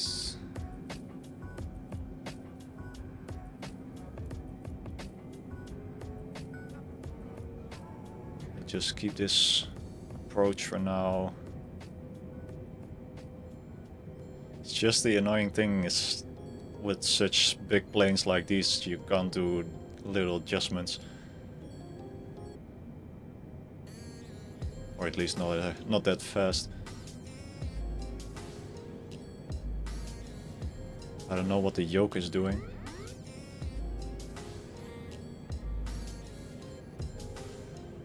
I don't know. What is the warning? It says warning, but I have no idea for what.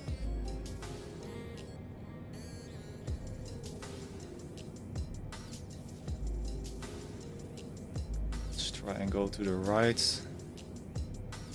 Pearl Harbor warning. I think so as well.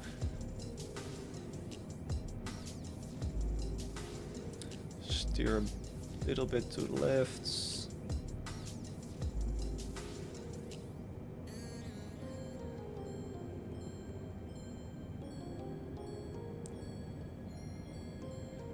Go lower.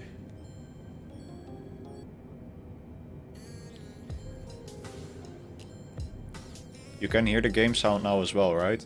Because yesterday I forgot to turn on the game sound for the stream. Or Tuesday.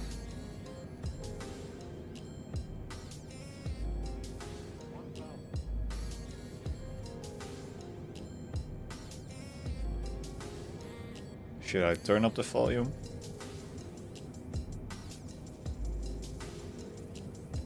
Do a little bit of flaps.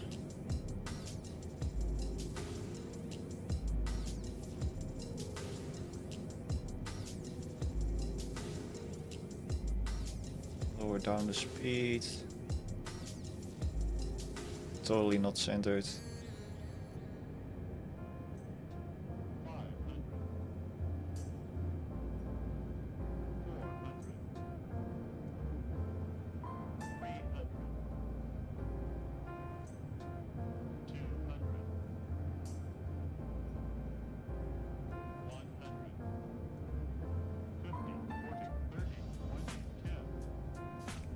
Oh, and I already touched the ground.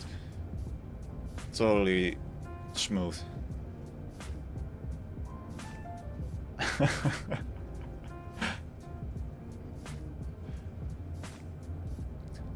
Gotta remember that this is such a much bigger plane. And I touched the ground before I realize.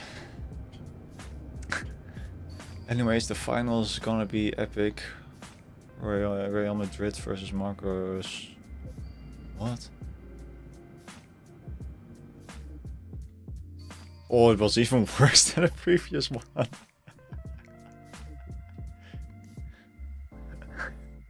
Oh, damn. I'll try one of the other ones first. Borussia Dortmund. What?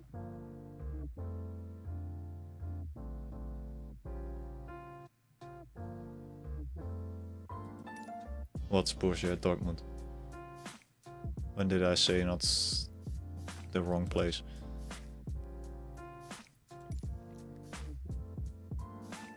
No, I don't. I'm sorry. I don't really follow anything. A little bit of the soccer here in the Netherlands, but like Yeah, nothing other than that.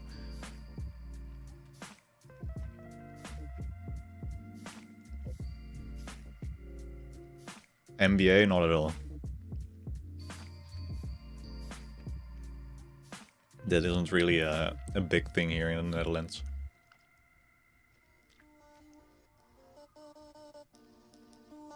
People pretty much only watch soccer.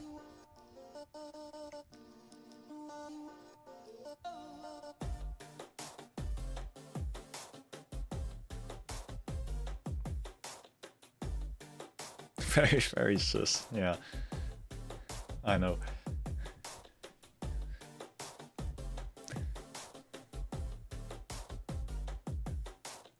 Now I'm gonna try the A320. 3 views watching. Yeah, it says that I have 2 counters on the stream, and one says there's only 1 watching, and the other one says there's 3 watching. So I'm not sure. I think it's only 1. Because most of the time the one that says 1 now is the correct one. So we'll see. Let's try this. 160 and 140 knots. Let's see if it's easier with the A320.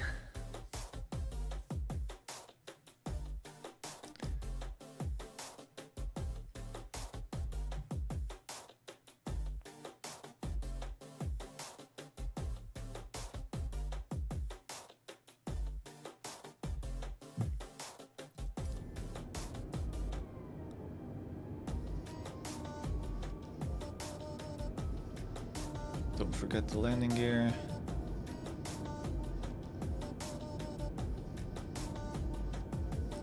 We're already at 160 knots. So that's good.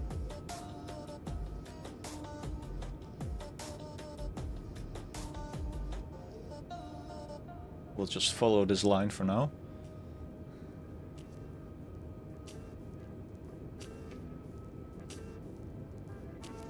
Let's see the butter. Yeah, I'm gonna melt the butter all over the runway.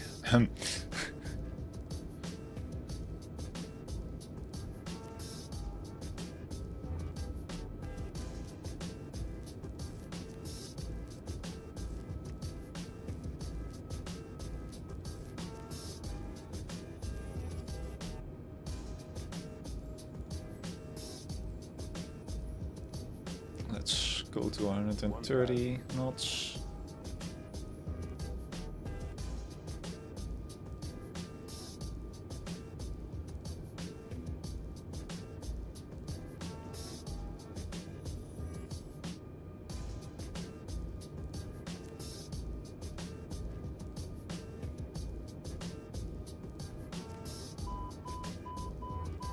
Landing gear not down.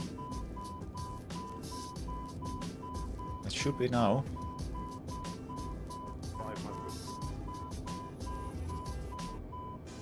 Yeah. 400, 300, 200, Get in some flaps. 100, 60, 50, 40, 30, 20, retard. Oof. Wasn't really a smooth touchdown, but it was better than the other ones, I gotta say. Much more center.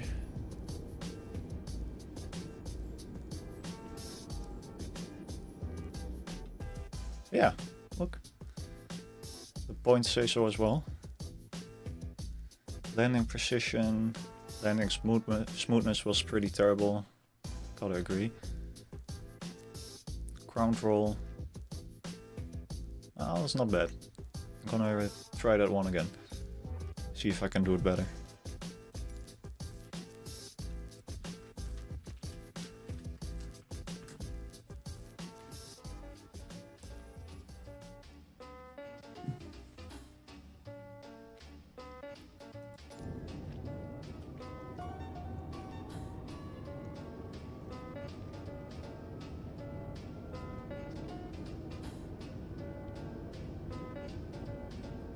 Going straight ahead.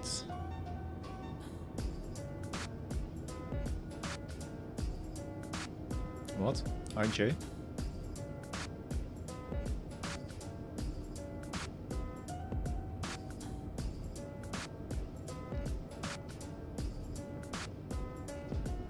What's up?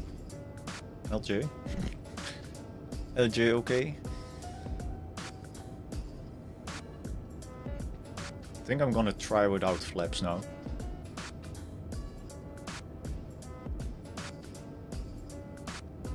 It is pretty fun.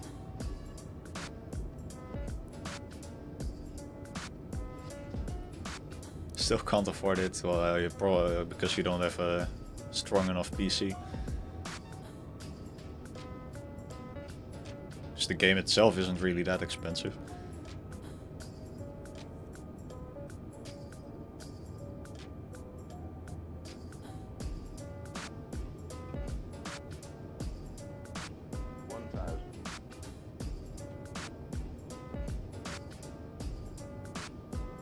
Yeah.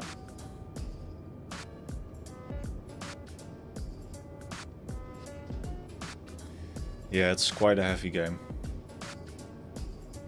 So I'm happy my PC can handle it. 500. 400. 300. 200. Alright, here it comes. 100. 60, 50, 40, 30, 20. Retard 5. Oh, fucking hell, I totally missed the square. My engine didn't stop as well. What the fuck? The landing itself was pretty smooth though. I just missed the touchdown point.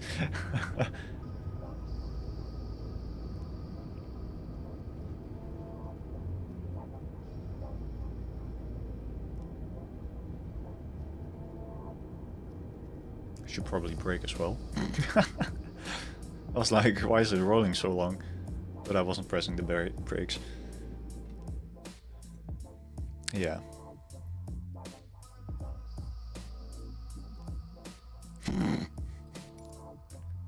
Yeah, look, the landing smoothness, 180 out of 200.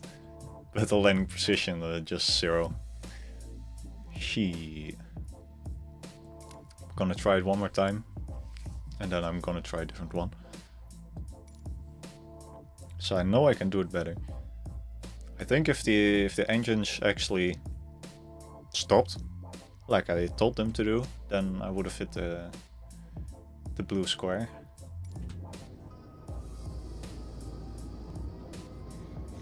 But they were like, nah, ain't doing that.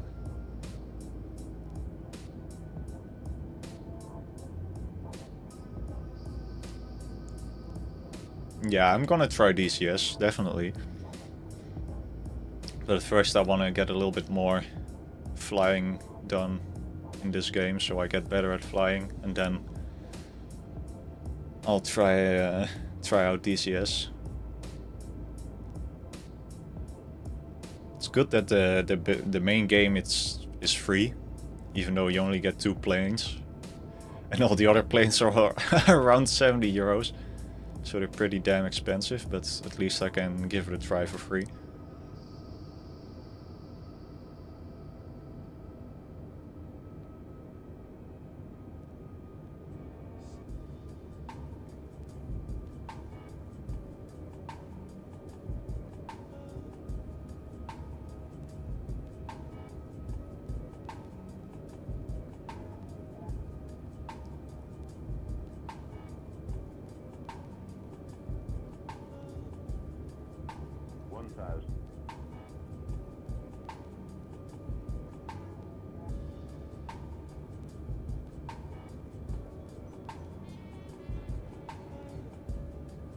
Yeah, I know what it is.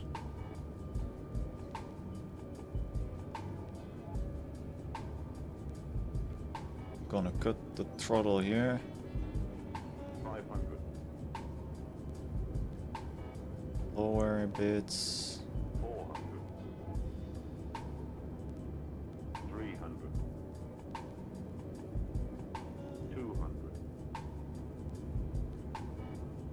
100, 60, 50, 40, 30, 20, retard 5, Oh shit. Damn it. Oh, that was terrible. I hit the square, but I just went way too far to the right.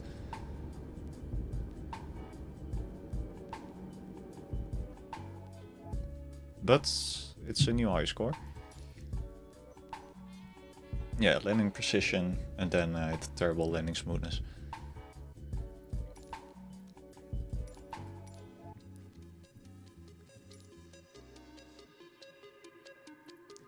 Let's give Rio de Janeiro one try.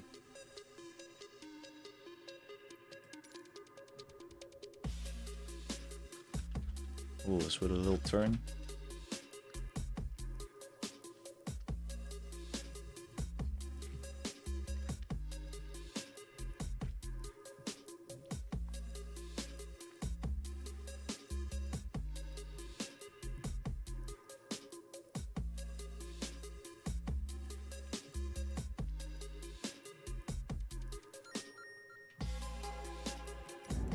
See how buttery smooth we can get this one.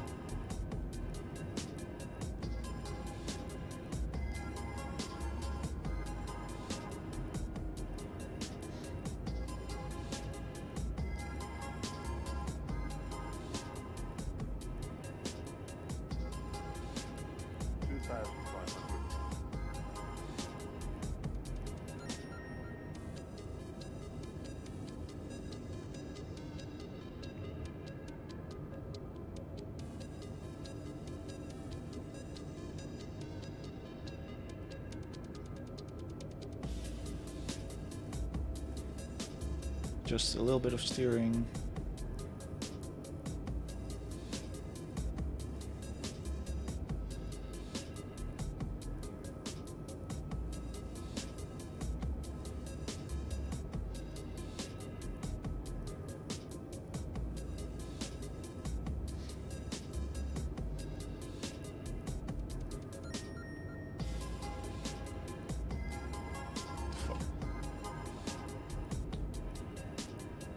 Wow.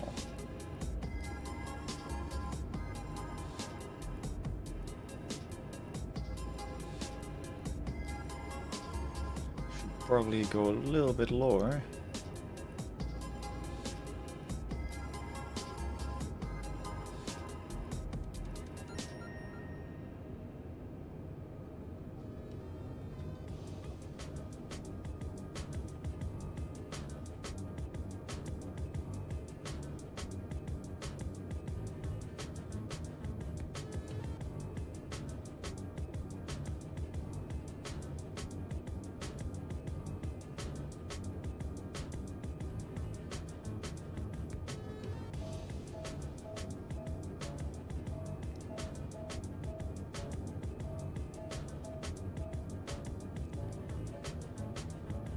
Turning into it. Descend a little bit more. 1000,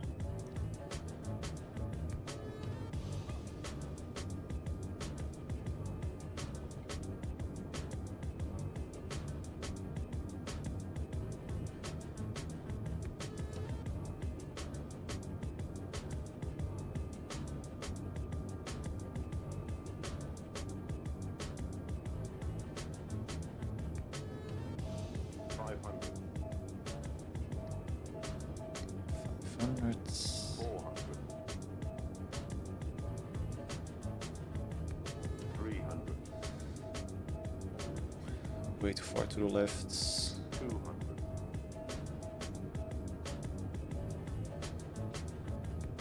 100, Got the throttle.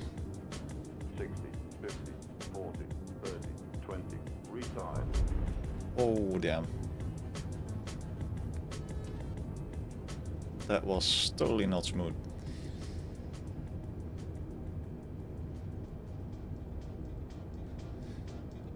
I think some people bumped their head into the other people's chair with a landing like that. Yeah.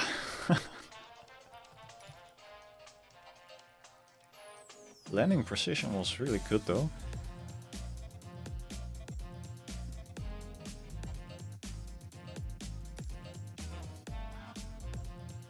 Let's go back to the main menu.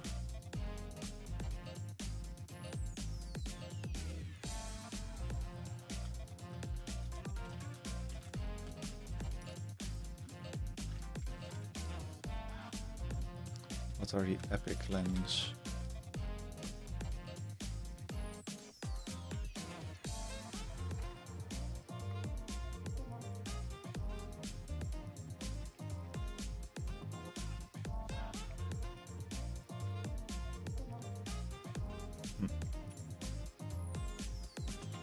Strong wind.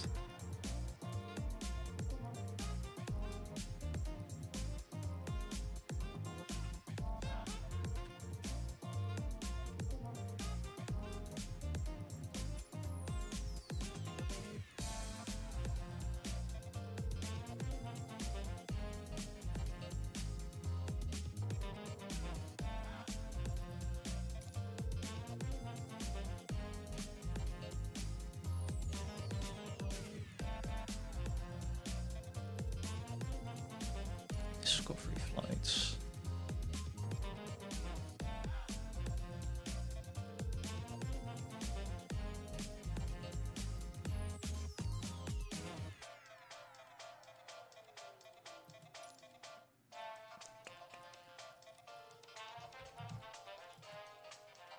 Can I change my plane here as well? Or do I need to change the hangar plane? Change aircraft.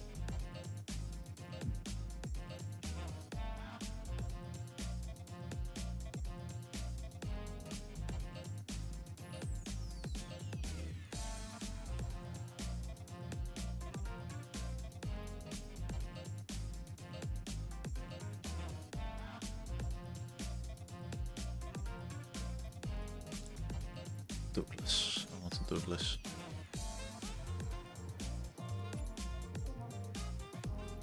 And if I go to a discovery flight now, is it with this plane? Mount Everest. No, okay.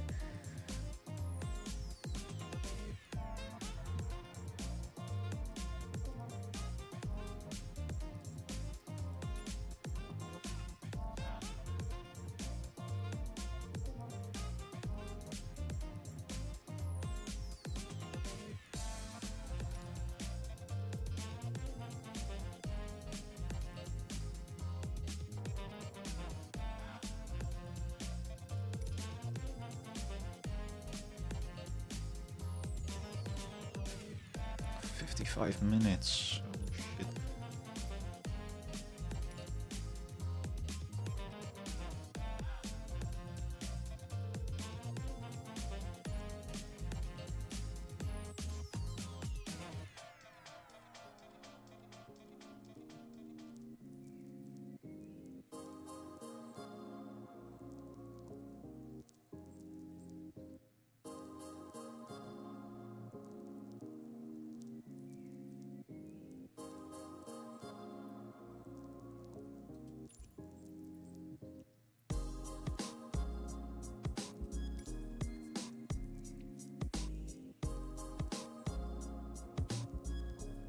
$33 minutes. Why are these all so freaking long?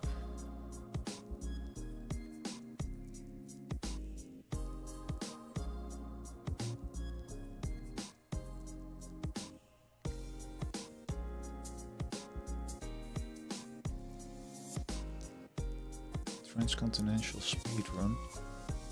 21 minutes.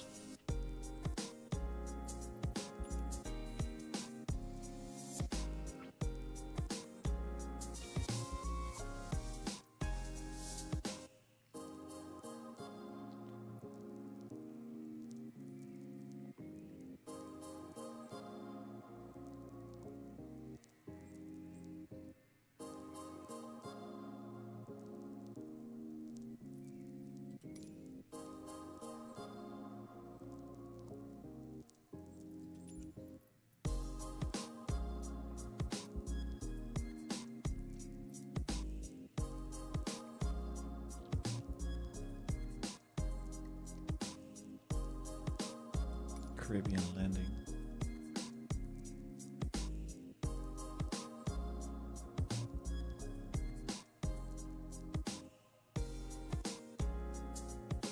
This is also flight. What? Okay, wait. Flight length 50 kilometers. Flight duration 11 minutes. I don't know. Let's see what this is like.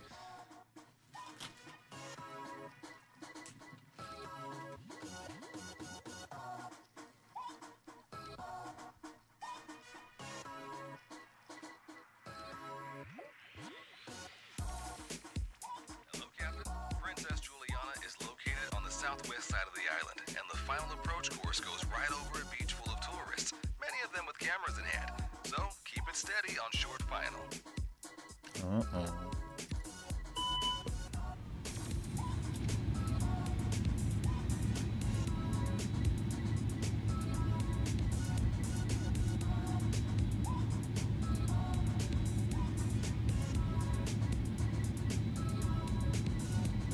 You have the airplane. Continue flying heading 120 and maintain 7,000 feet. I'll handle the radios, and you fly the approach. The airport's about 25 miles ahead of us. The approach controller will probably vector us out to the south, then give us a left turn to line up with the runway. Lower the flaps to 8 degrees and adjust thrust to maintain 180 knots.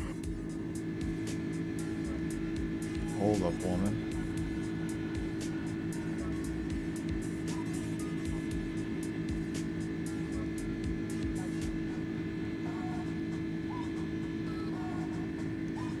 I already forgot what you said. World Travel 268, contact Juliana approach on 128.9. Going to 128.95, World Travel 268. See you next time. Juliana approach, World Travel 268 with you, 7,000. World Travel 268, Juliana approach. I have no idea what I'm doing here. It would be nice if they could explain that as well in the other missions, in the training, but they don't. They only tell you how your plane works, but not what to do when you're doing an actual flight. Because who needs that, right? Push trips. 7 minutes. Journey to discover. I don't care.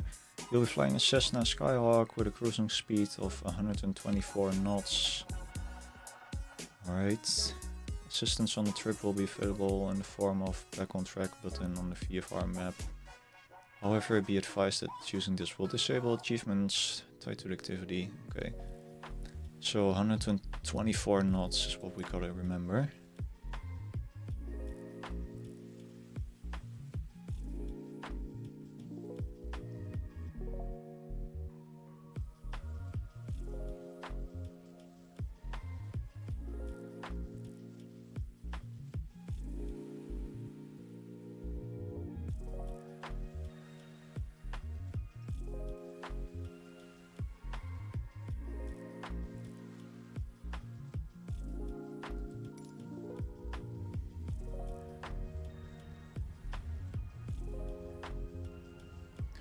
Welcome, your tour begins in Croatia, the land of thousands islands.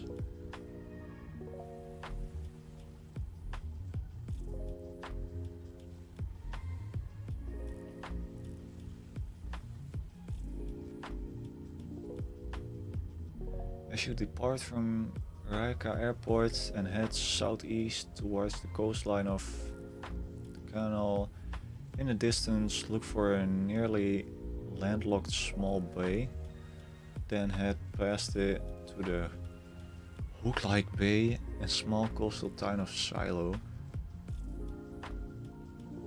Heading distance 132 degrees.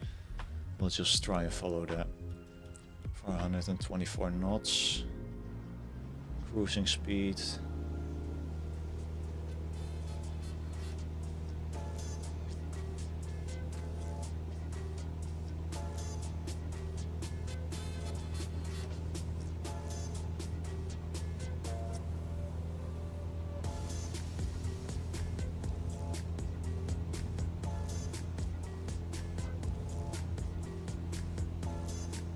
Why is this thing not taking off?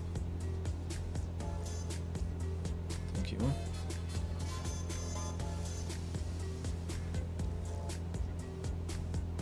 And let's start this stopwatch. Should be 2 minutes and 48 seconds if I'm correct. Heading 132 degrees. Just this way.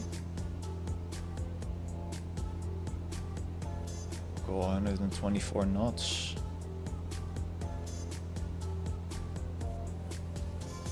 In the distance, look for a nearly landlocked small bay and head past it to the hook-like bay.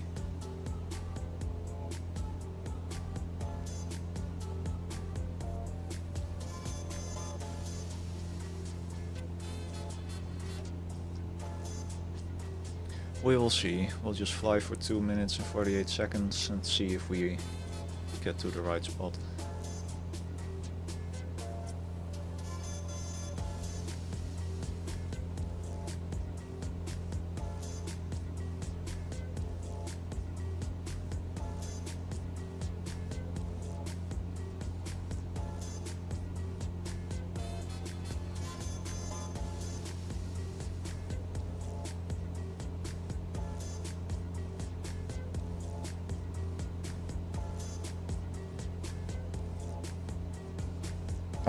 Holy shit.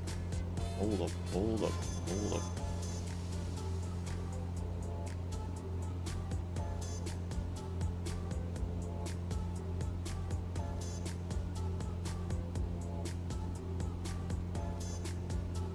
Freaking trim.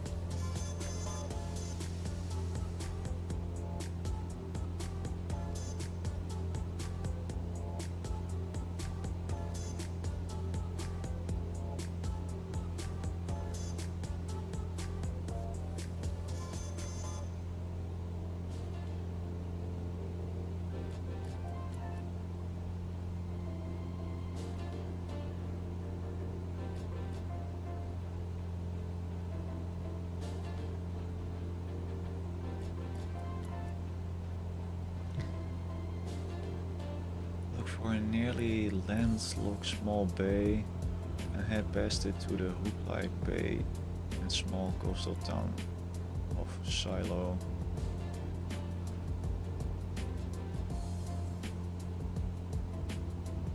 I guess that's this.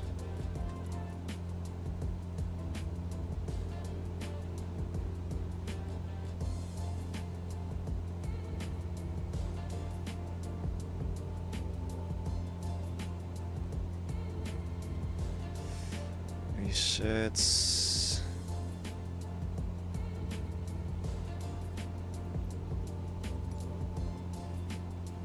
Now go to 172 degrees.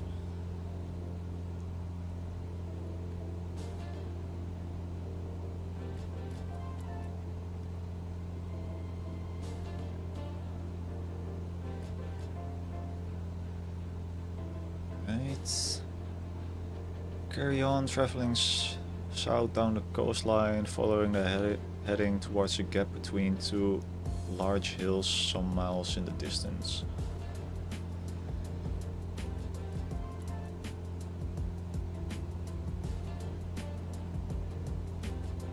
Oh, why did the... Oh, I didn't press reset, I pressed pause. Shit. Then it should be around 6.5 minutes.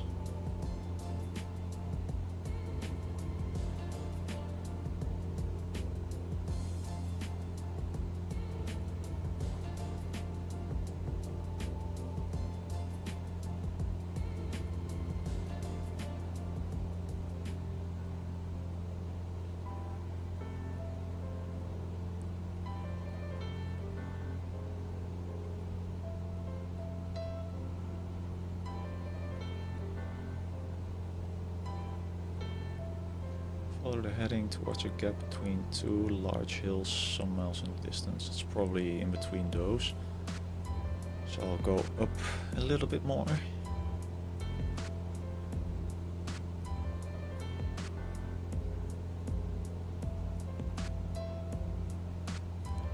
from there we gotta go to 132 degrees.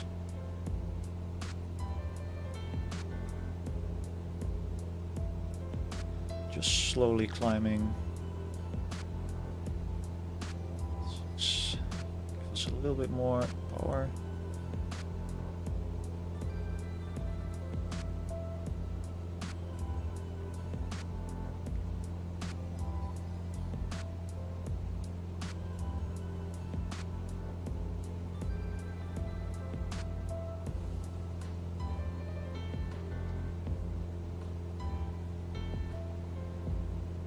Yeah, it's gonna be in between these hills, I think.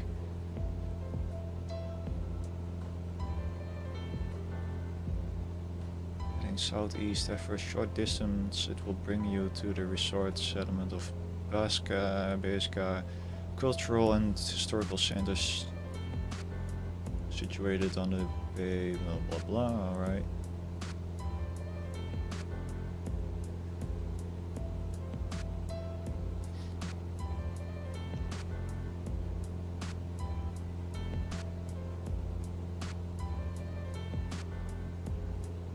So that's over here. And from here, go to 132 degrees.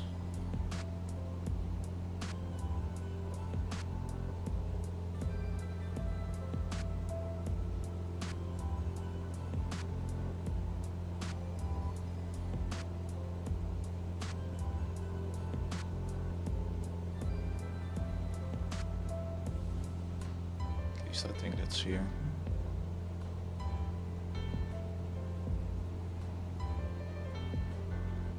So the GPS says not. Oh, no, it is.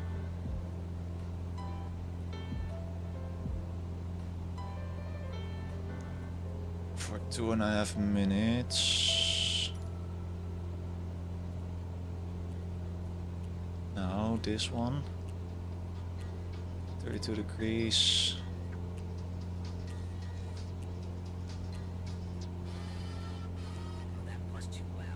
Oh, freaking hell, I gotta press reset and then start again, okay.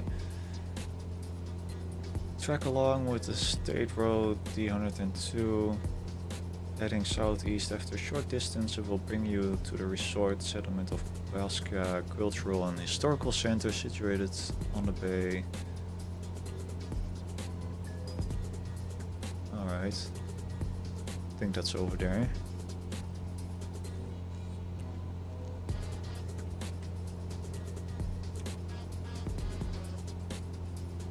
Go back to 132 degrees.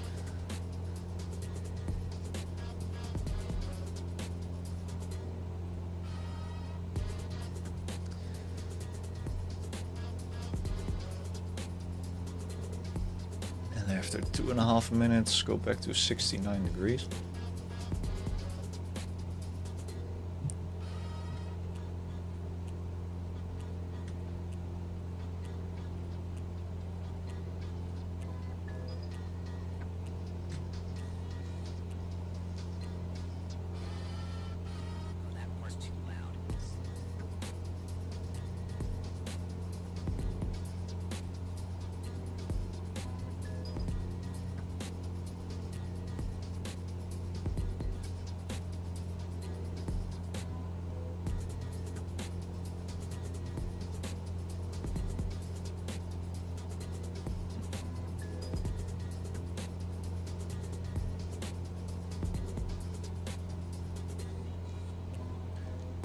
To 169 degrees now, okay.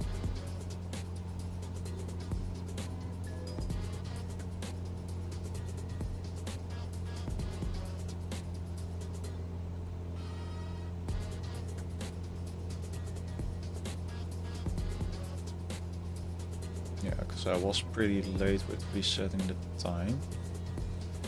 So now we're at 69. Nice. Reset, start. So 2 minutes and 53 seconds.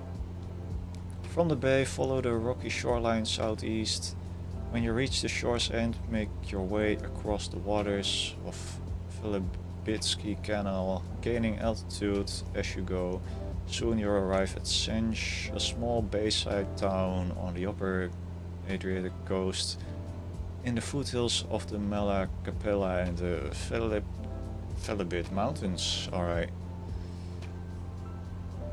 Perfect pronunciation, definitely.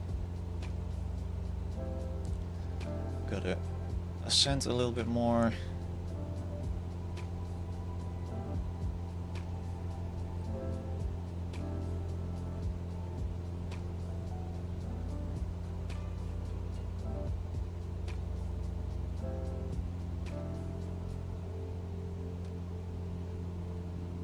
Beautiful view.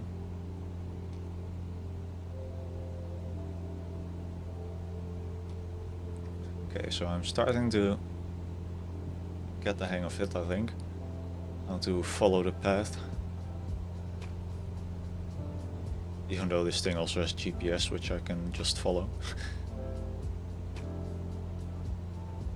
But I'm trying to do it without the GPS, and just with the text and the degrees and the time.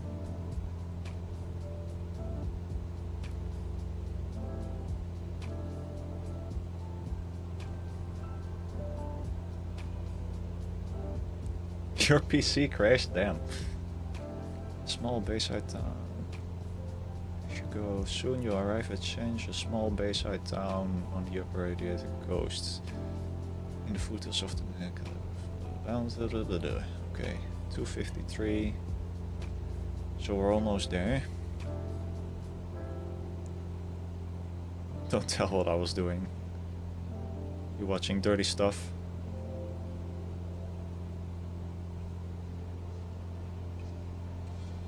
Okay, so now we go to 98 degrees.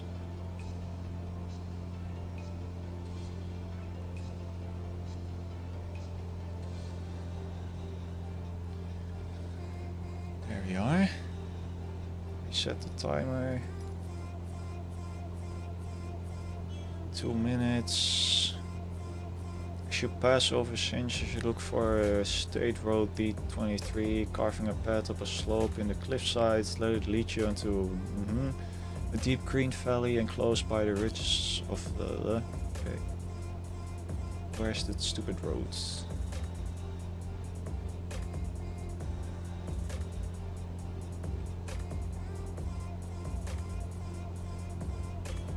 it this one? Probably. 98 degrees, yeah, it's probably this road. You're playing DCS. Well, this shouldn't be too long. It should be like 10 minutes, so... We'll see if that's right or not. I hope it's right.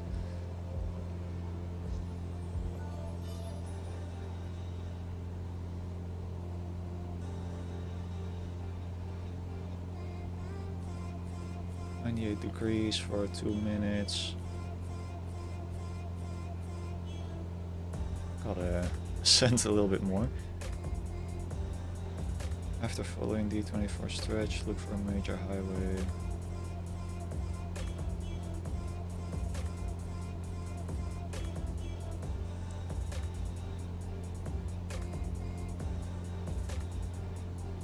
Almost at 2 minutes. Then we go to 94 degrees, so it's not too big of a difference.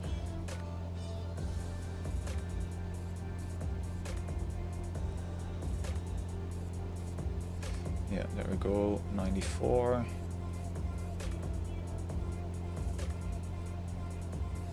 Reset the timer.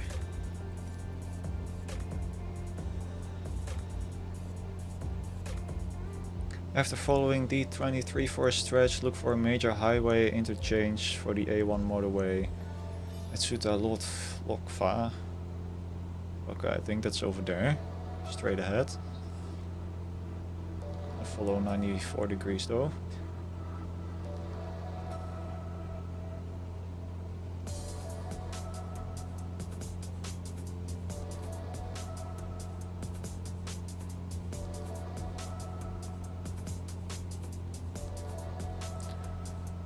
I am still on the right flight path.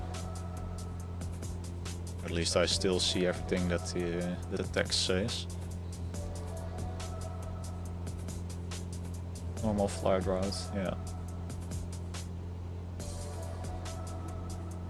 So there's the highway.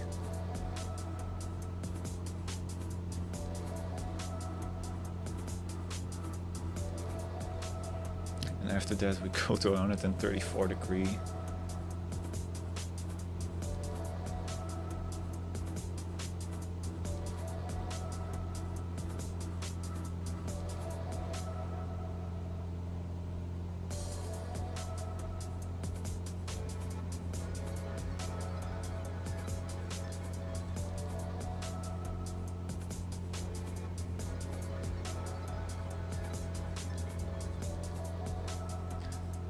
Almost 2 minutes. 2, 1. Okay, 134 degrees.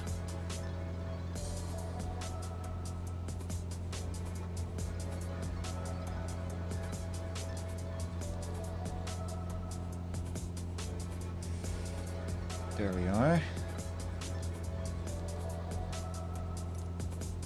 Set the time. Go to the next text.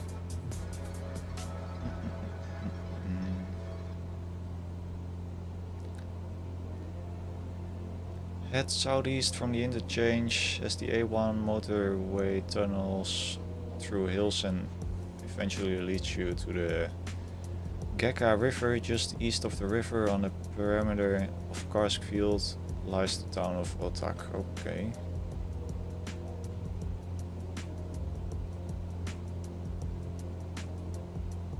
So the highway is there.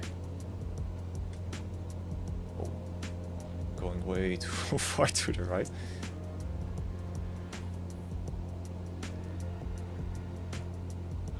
But I can still see the highway in front of me,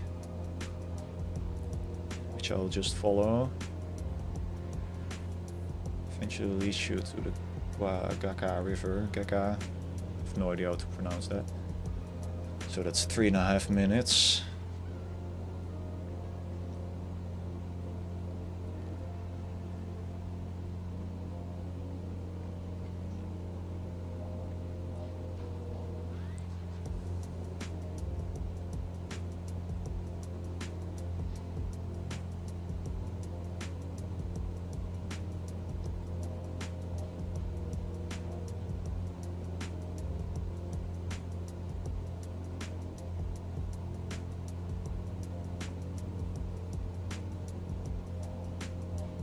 I'm still at a good cruising speed.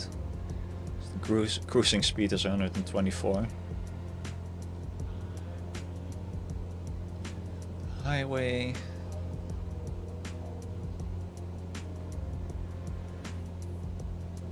Beautiful view from the plane.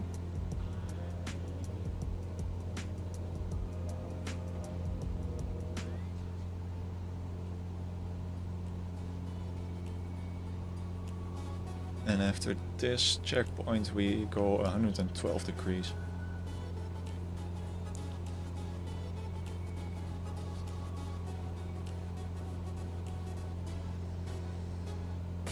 Two and a half minutes.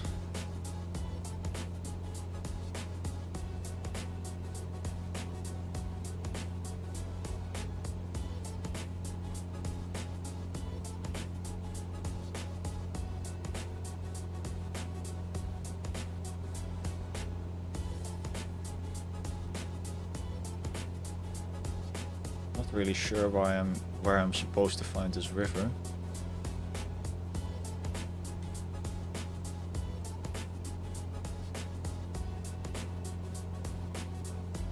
East of the river, on the perimeter of Karsk Field, lies the town of Tukak, or whatever it is.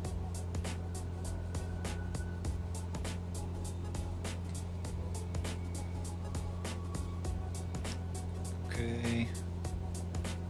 Oh, the river is in front of me, okay. Now we go to 112 degrees, while I'm trying to reset the timer. Start. I can see on the map that I'm flying above the river, so I reckon that's okay. 112 degrees.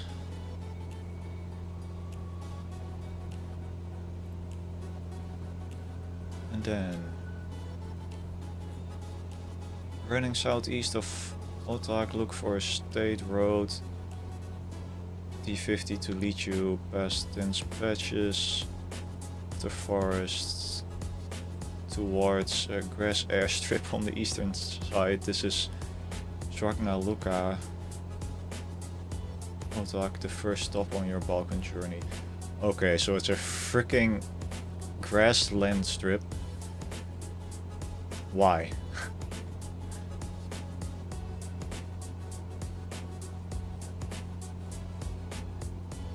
Oh, there it is in front of me.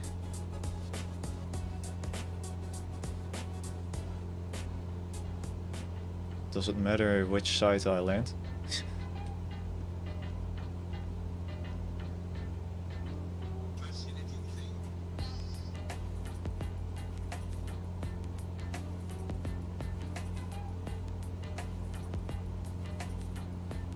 Right above it now.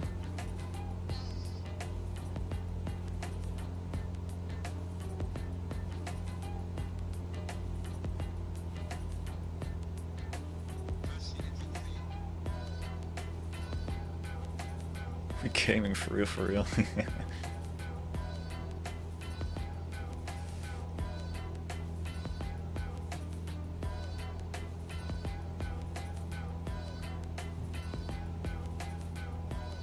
I'll just do a nice turnaround.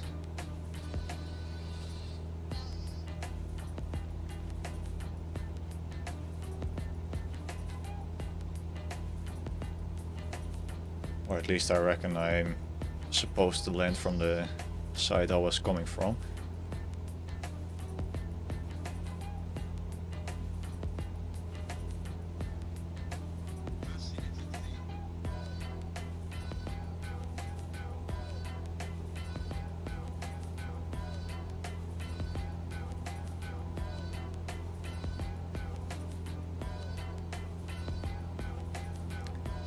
Try not to fly into the hill.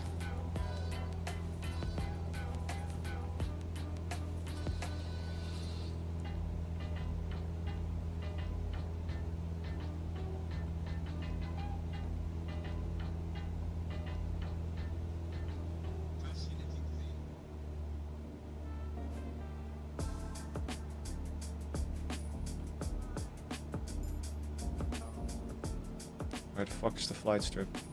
Flight strip, landing strip.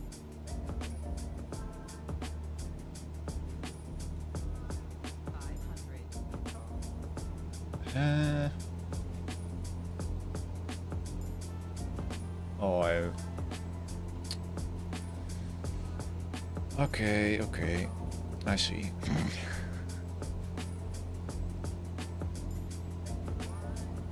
I was way too diagonal.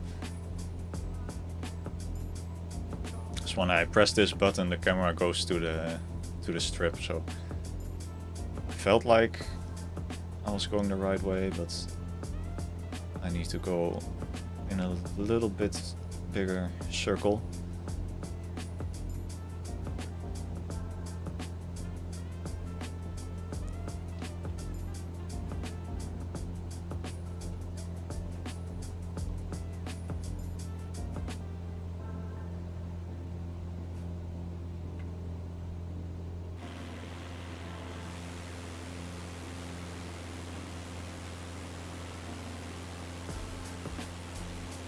Why the frick would you put the landing strip right in between all of these other lines? You can barely see the difference.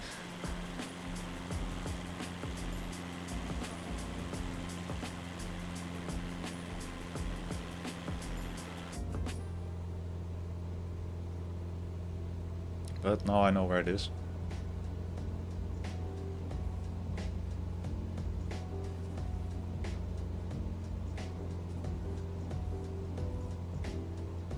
Probably could have just landed it first try, but kamikaze, yeah. That's the way to do it. So it's left next to the White House. White little shed thingy.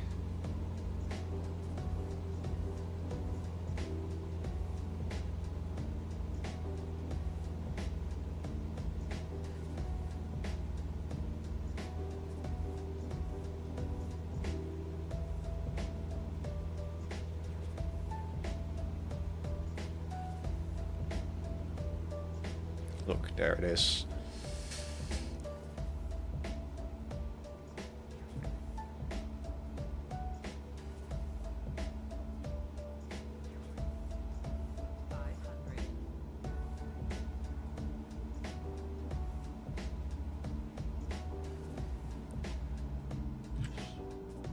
A little bit of flaps.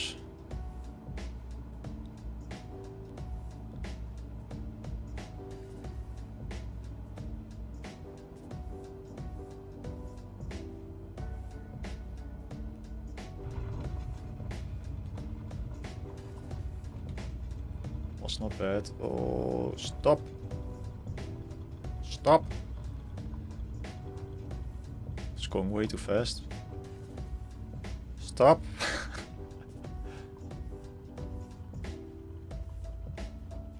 Not sure if this is even still on the strip or not, but hey, we completed it. 28 minutes. Kinda happy that I finished this. To be honest, it's the most hardest landing point. One miss, you're gonna rage harder than Will Smith. Well, wasn't too bad. Was a decent landing. And I'm happy that I managed to find a way. With the text and the GPS helped, of course. But I think if I didn't have the GPS, I still would have been able to finish the flight.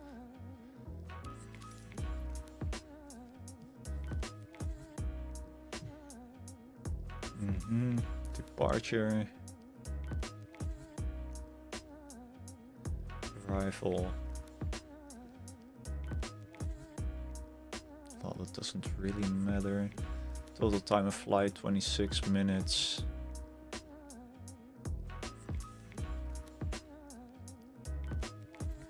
If I press continue. Oh, okay, then we immediately go to the next flight, which I'm not gonna do now.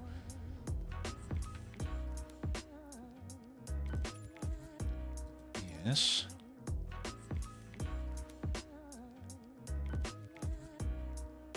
Do you have a 777? If you do, then do a flight to London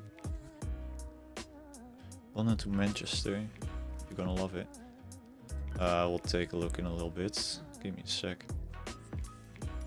This was the bush trip, this one. So next time is this one.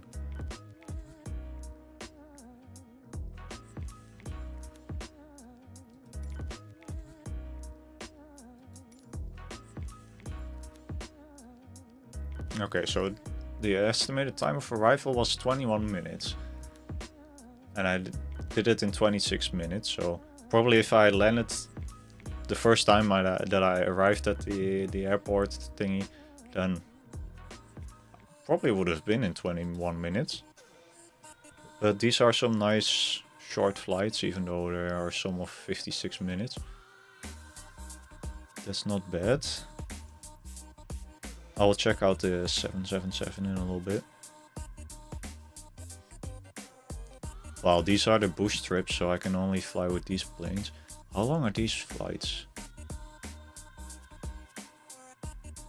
Around the same time. Some flights of 1 freaking hour. But I think next time I'm gonna do this one. Or this one. At least with a different plane than the Cessna. It's more fun to fly with a different plane. But I'm not sure. I think if I fly free mode, I think I can change the planes, yeah.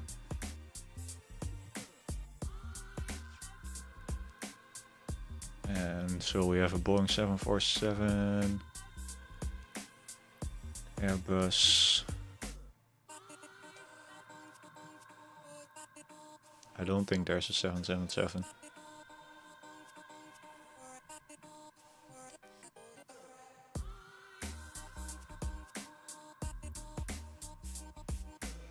Or maybe I can buy it. I probably can buy it in the marketplace. Aircraft.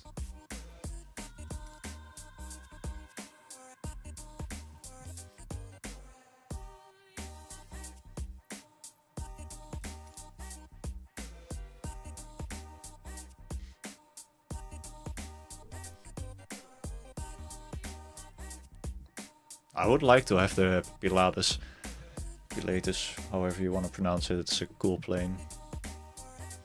A trainer plane for jets. Hercules is also pretty cool. Hercules. Airliners here. Why is that in airliners?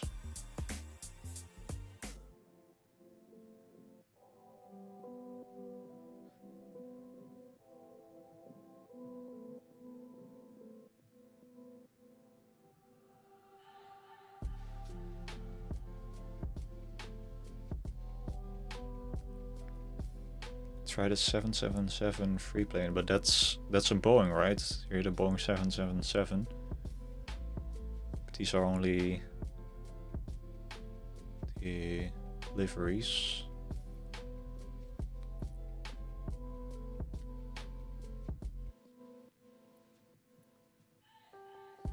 Here, Concorde.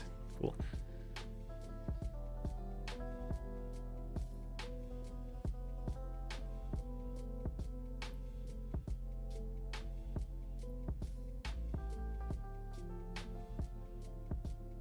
Oh shit, that's sick. Wow, Osprey. Really curious how that's to fly.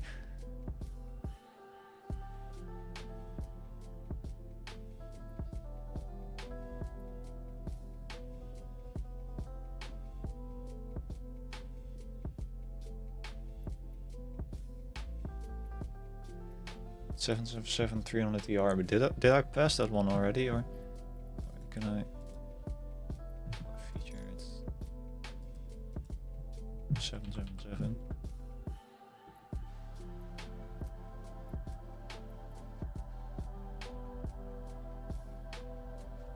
Yeah, the Dune expansion is free.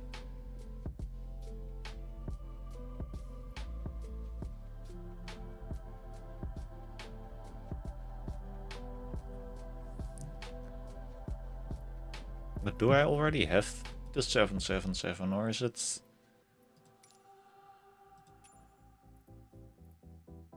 something else? Because I can't find it on the market.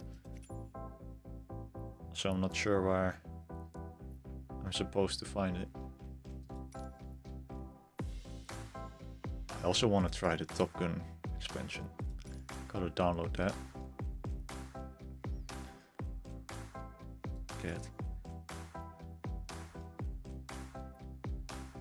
But I'll download it when I'm not streaming, so it will be quicker.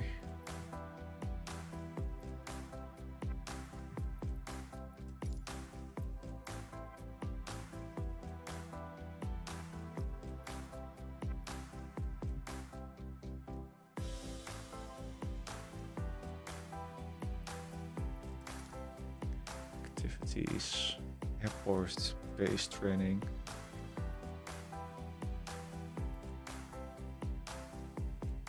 Airshow assistant? What the fuck?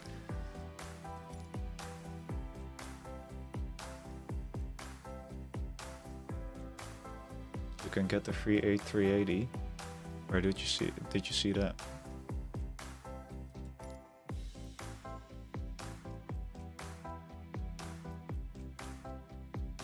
Challenges, excursions.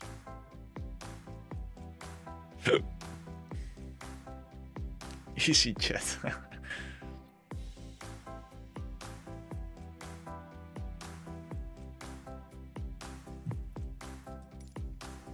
A380.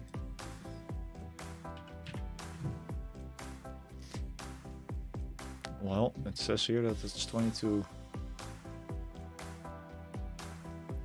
Is that on Steam? I don't know if you can buy this game on Steam. And the website.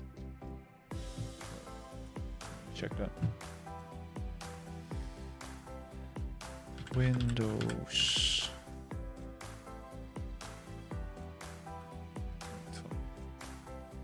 Windows, why am I typing Windows? Flight Simulator.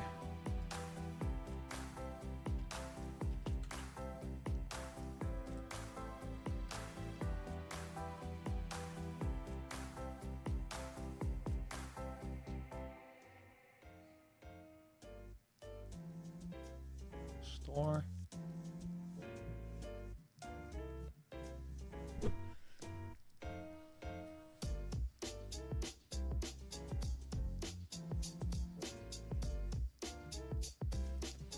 FS export.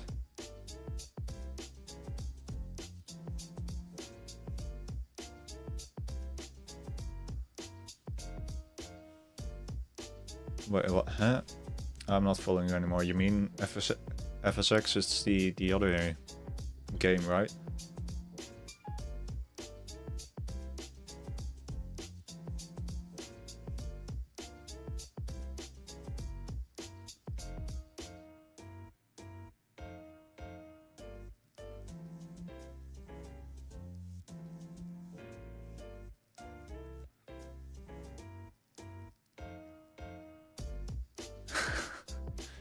Were you talking about the other game?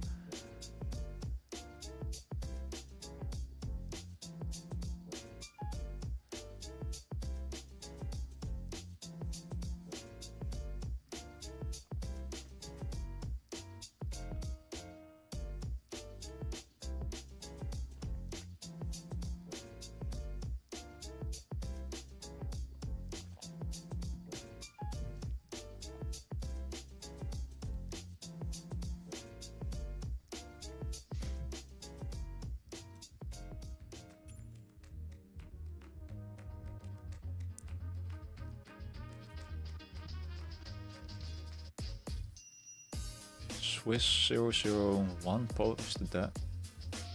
Where did he post that? Getting scammed.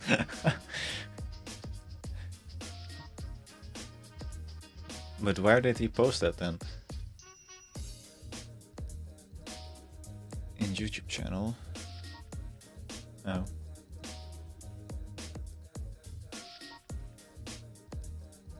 Can you did you join the Discord server, by the way, my Discord server? Because else you can send a link in there if you want. To show me what you mean. So I have a link to my Discord server in the... I think in the stream or else on my channel.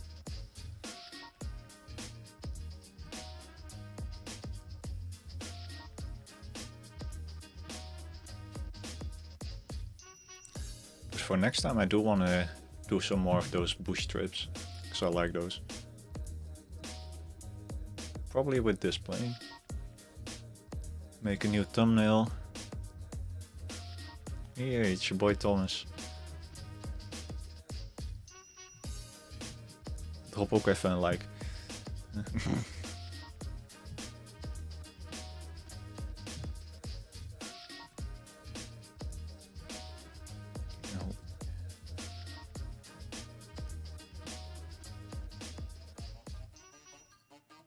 Okay. I've met several times. So. Oh, it's a totally different website. Okay. Alright, I will check that out. Eens kijken of ik de stream leuk vind. Nou, ik ga de stream nu stoppen, dus moet je maar even terugkijken. But I saw your link, so I will check the video out maybe tomorrow or something.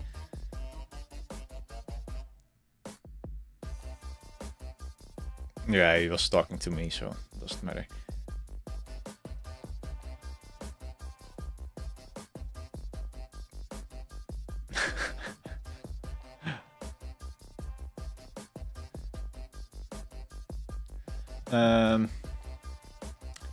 Yeah, I will check it out. Chinese, shut up. No, he's also Dutch. That's why you cannot read it. Yeah, he's talking Chinese with Dutch letters or with just regular letters.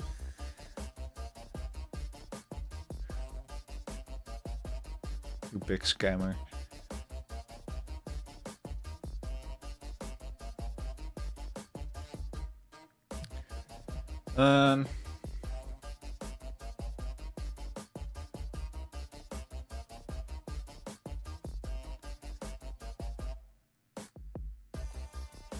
Scammers get scammed.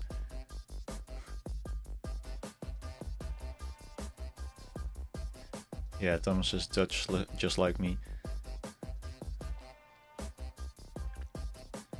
But yeah, I'm gonna end the stream now and go to bed, because I have work tomorrow. Yeah, I will check out the video you sent and see if I can download that as well. And then, yeah, you will probably see it in the next stream. But yeah, thank you for joining the stream again. You too, Thomas. It was nice seeing you for 3 minutes. Have a good night, and I will probably see you again. I think tomorrow. Tomorrow's Friday. Yeah, I think I will stream again tomorrow again. So yeah. Okay.